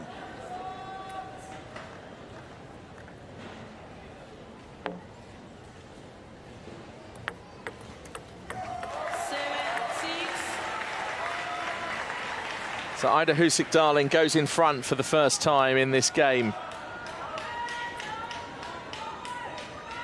7 points to 6.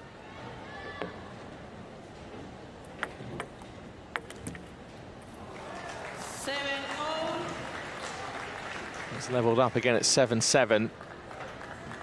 It's 1 game to love for Huang of People's Republic of China.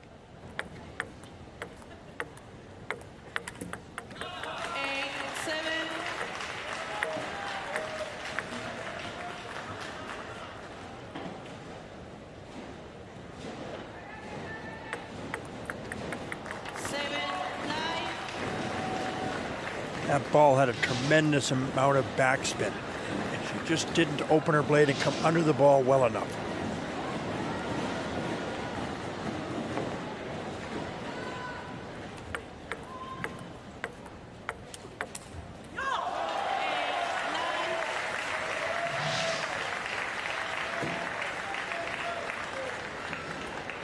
This game could go any way, I think, this one. Isa Husick-Darling certainly stacked the pressure on herself. And now it goes to 9-9. That was a nice serve, and where she located it. She jammed her opponent, as you can see, and she couldn't put any pace on it at all.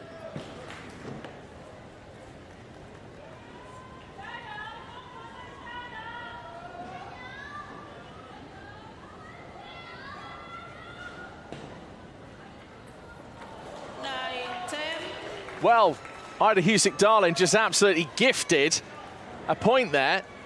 And Huang Wei-Jung just taking a moment. This is game point for the Norwegian. Oh, takes a swipe and it goes deuce, 10-10.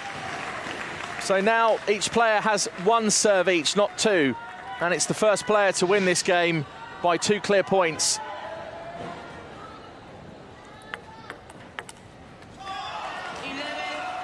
And Huang Wei-Jung now serving for the game. And this is to go 2 games to love in front. This is a real crucial, pivotal moment for both players.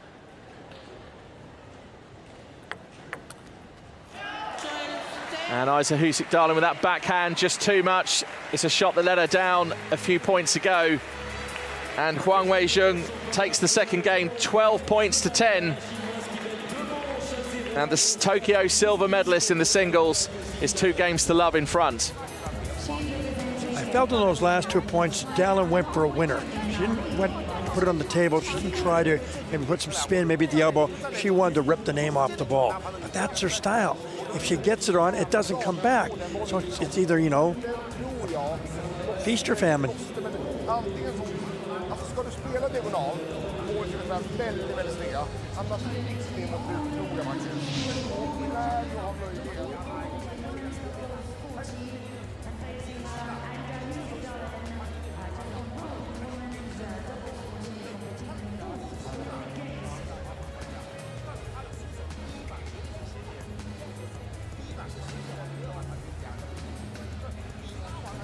The best thing about the 5-game system and the best of 5 is that it just creates so much drama, particularly around now when one player goes 2 games to love in front, because Huang Wei-Jung now just needs 1 more to get over the line to take the gold medal. Ida Husik-Darling, meanwhile, needs to win 2 in a row to try and take this match to a 5th game decider. Now we'll see a test of character from Isa Husik-Darling of Norway, the world number 1, the bronze medalist in the Tokyo singles, and the current European champion. And better from Husik-Darling, but Huang Wei-Jung wins that rally and wins the point.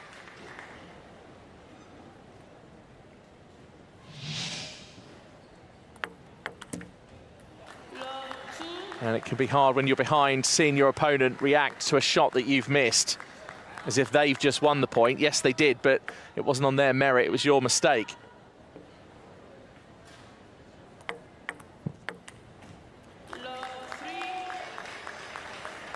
And is the occasion getting to Isa Husik-Darling? Body language isn't positive at the moment. And whatever happens, she will get a silver medal. But of course, both of these players wanting gold.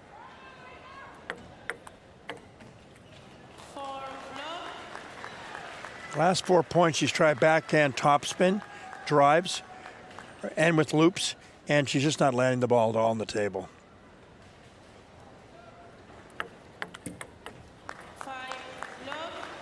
Well, it's happened again, John. I think that's cost her another point. Now 5 behind.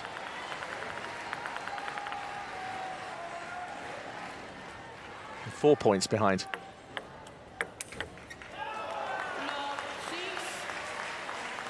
Oh, it is love 6. We were right in the first instance. It was love 5, it's now love 6.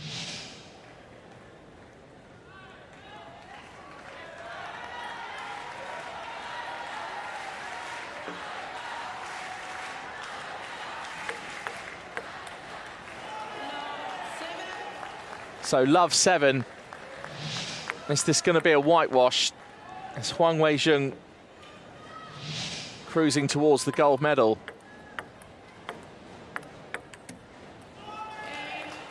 Well, it's just not going the way for Ida Husik-Darling.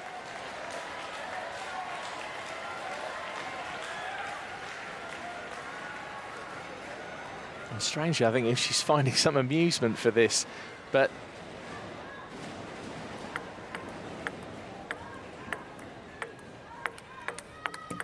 well, that was a crafty serve from Huang Wei-Jung. Lots of side spin over the net. Husik-Darling was wise to it.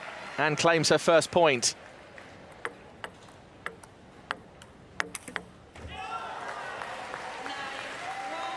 That was a slow, nice topspin stroke.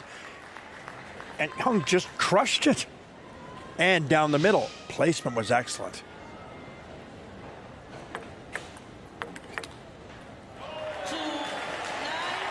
Well, that was trying to set up a gold medal point. It's 9-2. And Isa Husik-Darlin has an absolute mountain to climb here in order to try and pull this back.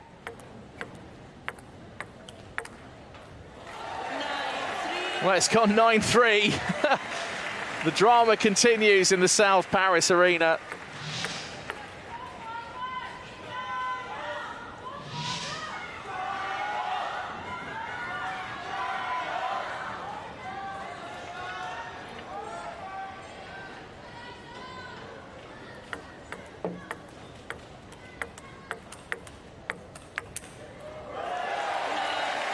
Nice combination. She's loose right now.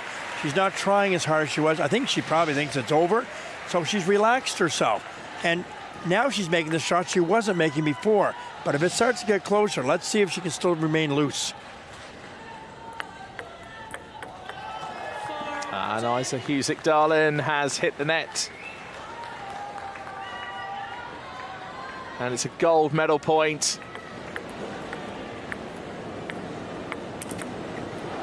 Well, it'll be another gold medal point. It's now 10-5. If Isa Husik-Darlin was to pull this back, it would be the most amazing thing I think I've seen on a table tennis table.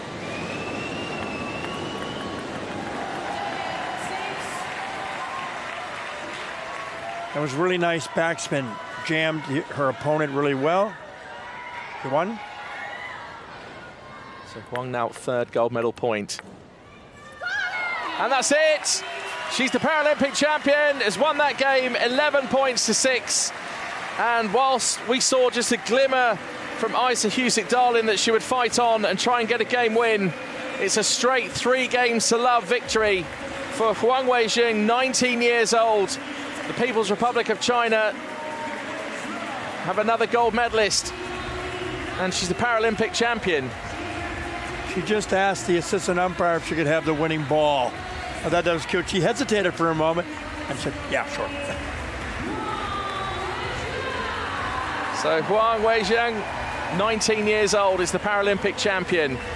Isa Husik-Darlin, the current European champion, is the silver medalist. What an achievement, what a life story she has. Just look it up on the internet, it's absolutely unbelievable. Her beginnings in Bosnia and Herzegovina, and then adopted and taken on by Lars and Ann Darlin in Norway. And now she's come all the way to Paris and taken a silver medal. Meanwhile, the Chinese just getting their flag the right way round, which is always good. And People's Republic of China are in celebration. Huang Weijing, 19 years old, is the para table tennis Paralympic champion and gold medalist.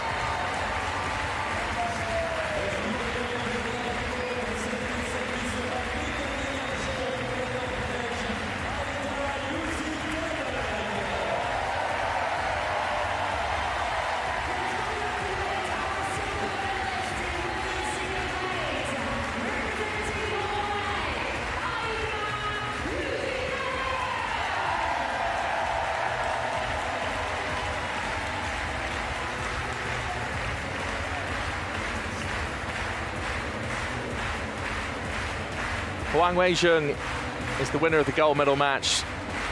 The gold medalist, Paralympic champion. And will now take that forward over the next 4 years to Los Angeles in the United States in 2028. She took the silver medal in Tokyo. And here's the moment at the end of the match when she upgraded to gold and became the Paralympic champ.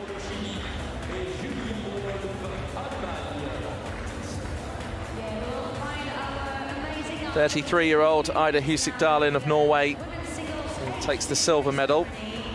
Again, an upgrade from the bronze medal in Tokyo 3 years ago. Chinese are in celebration, and I'm sure that Isa Husik-Darlin, once it all settles in and settles down, she'll realise her achievements of coming to Paris and taking a silver medal. She will. But, excuse me, having met her years ago, she's driven for the gold. That's what she wants. That's what she only wants. She'll see it as a result that's I guess, pleasurable. But in terms of her long-term development and goals, she will not be fully satisfied at all until that happens.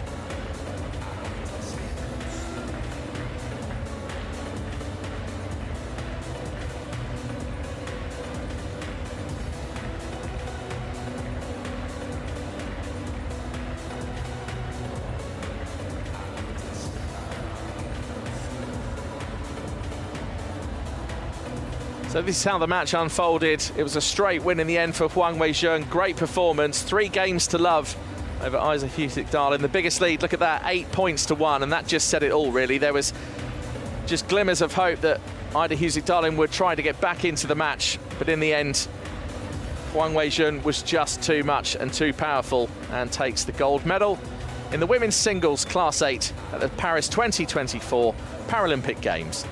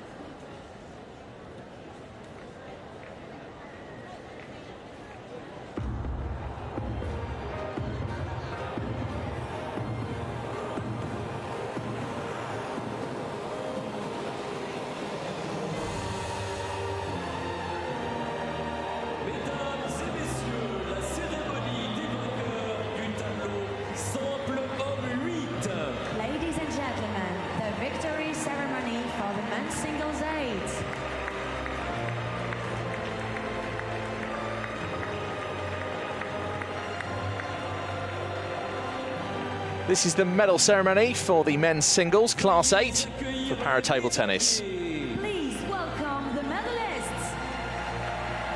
And the medalists led out by the presentation party, taking their waves to the crowd in the South Paris Arena, who are making so much noise.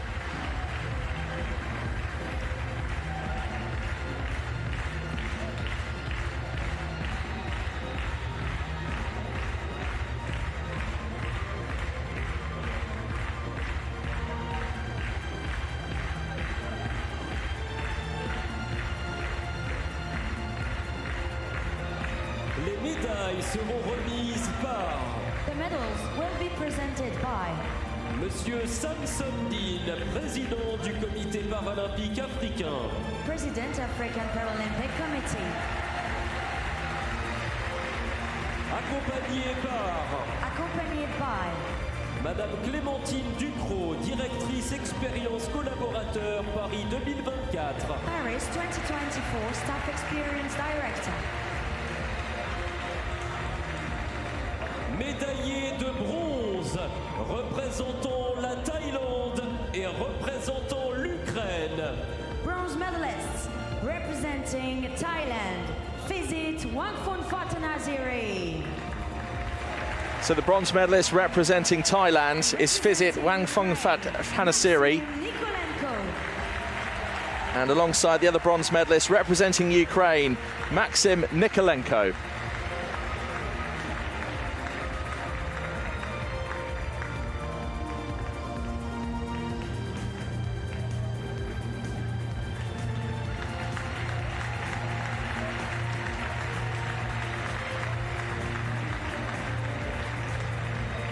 The two bronze medalists receiving their medals. And now they'll get the friche, which is the mascot of the Paralympic Games.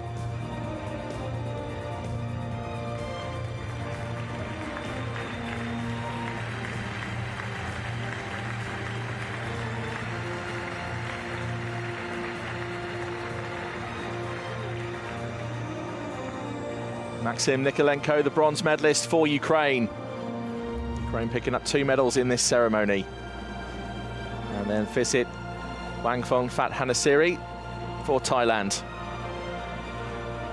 Médaillé d'argent, représentant la République populaire de Chine. Silver medalist representing People's Republic of China, Zhao Shuai.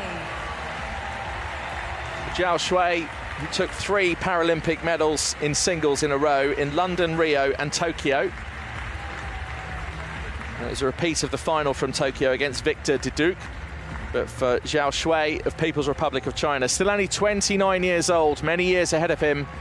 And he's a silver medalist here at Paris 2024.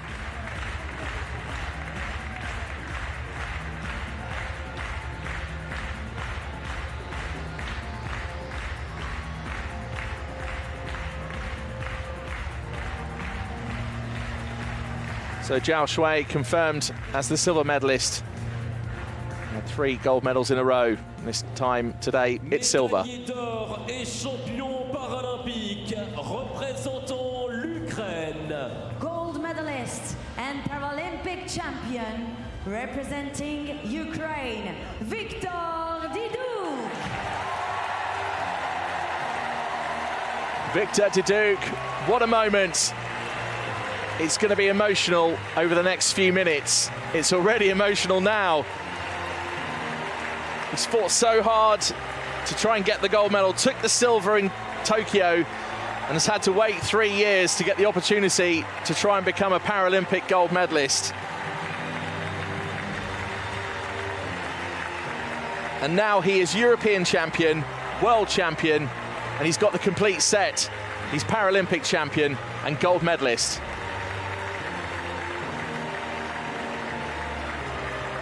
Victor Diduc receives the friche, the mascot,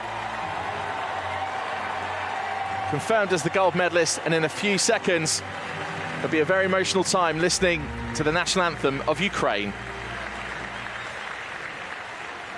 Mesdames et messieurs, si vous le pouvez, veuillez vous lever pour l'hymne de l'Ukraine. Ladies and gentlemen, please stand if you are able for the national anthem of Ukraine.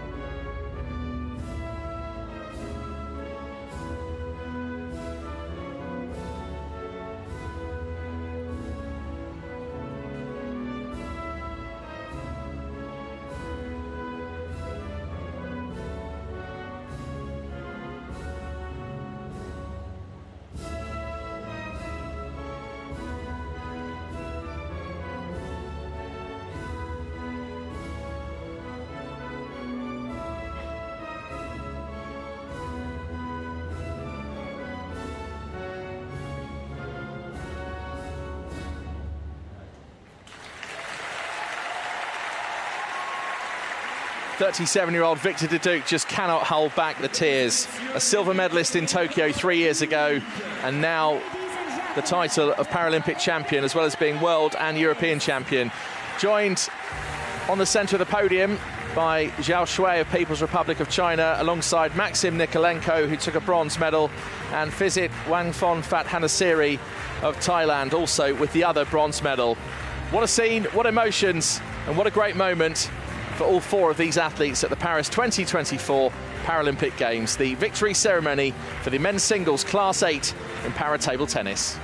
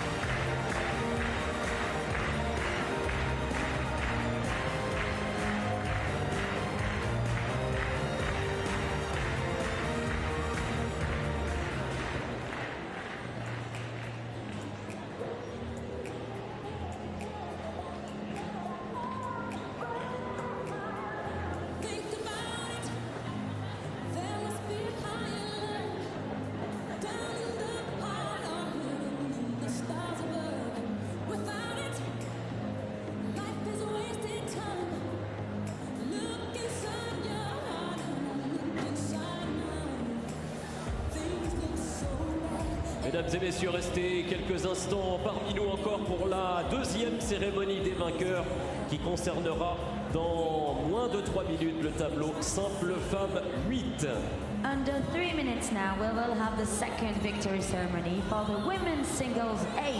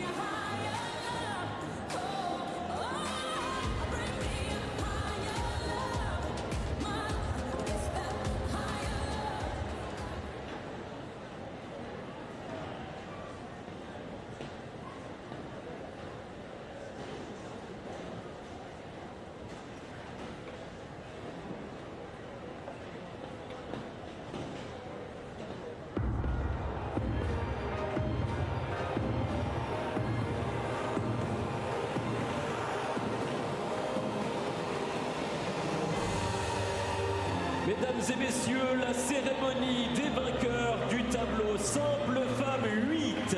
Ladies and gentlemen, the victory ceremony for the women's singles 8.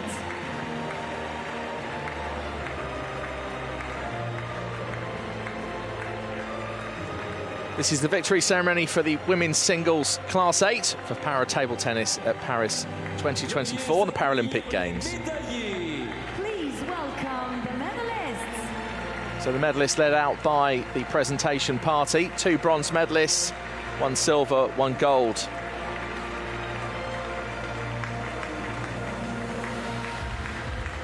So the athletes take their place behind the podium, ready to step forward and collect their medals.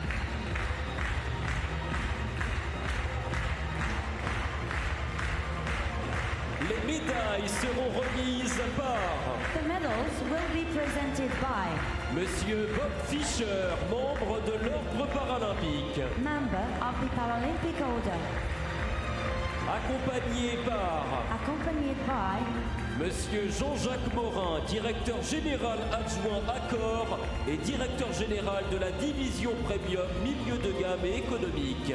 Deputy CEO of Accor, Premium, Mid-Scale and Economy Division CEO. Médaillé de bronze, représentant l'Allemagne et représentant le Chili. Bronze medalists, representing Germany, Juliane Wolf. So first bronze medalist to step forward is Juliane Wolf of Germany. And now Florencia Perez of Chile will step forward to stand next to the German. A great performance from Juliane Wolf and likewise from Florencia Perez. Both bronze medalists at the Paris 2024 Paralympic Games. A memorable moment for both.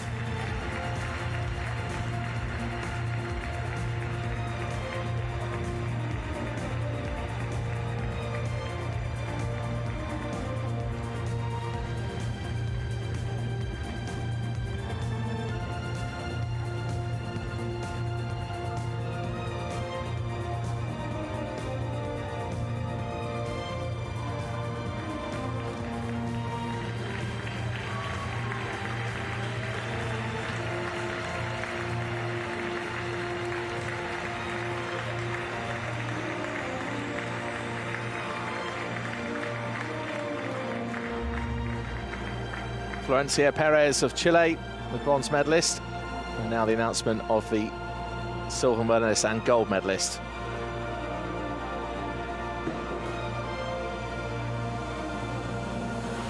And Juliane Wolf of Germany also takes a bronze.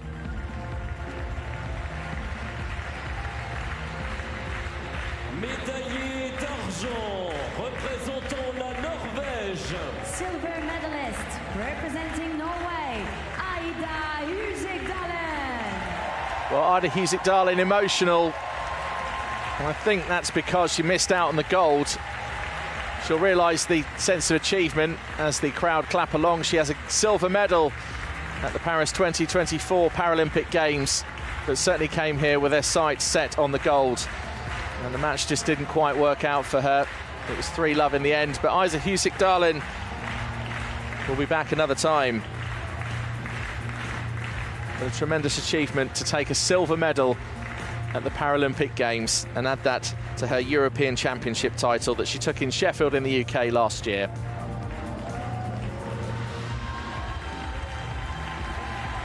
I think now it's all just sinking in, and the emotions and tears just start to flow. Médaillée d'or et championne paralympique, représentant la République populaire de Chine. Gold medalist and Paralympic champion, representing People's Republic of China, Wang Wenjun. And 19-year-old Huang Huizheng steps forward to take the Paralympic title and the gold medal. She was a silver medalist in the singles in Tokyo, and now 3 years later takes the gold.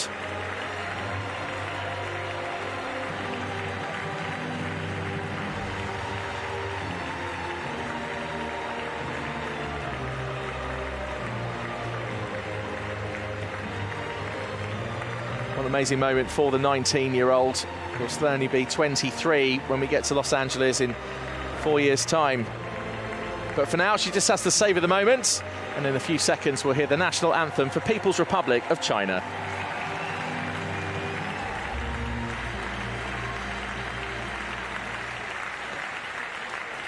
Mesdames et messieurs, si vous le pouvez, veuillez vous lever pour l'hymne de la République populaire de Chine. Ladies and gentlemen, please stand if you are able for the national anthem of People's Republic of China.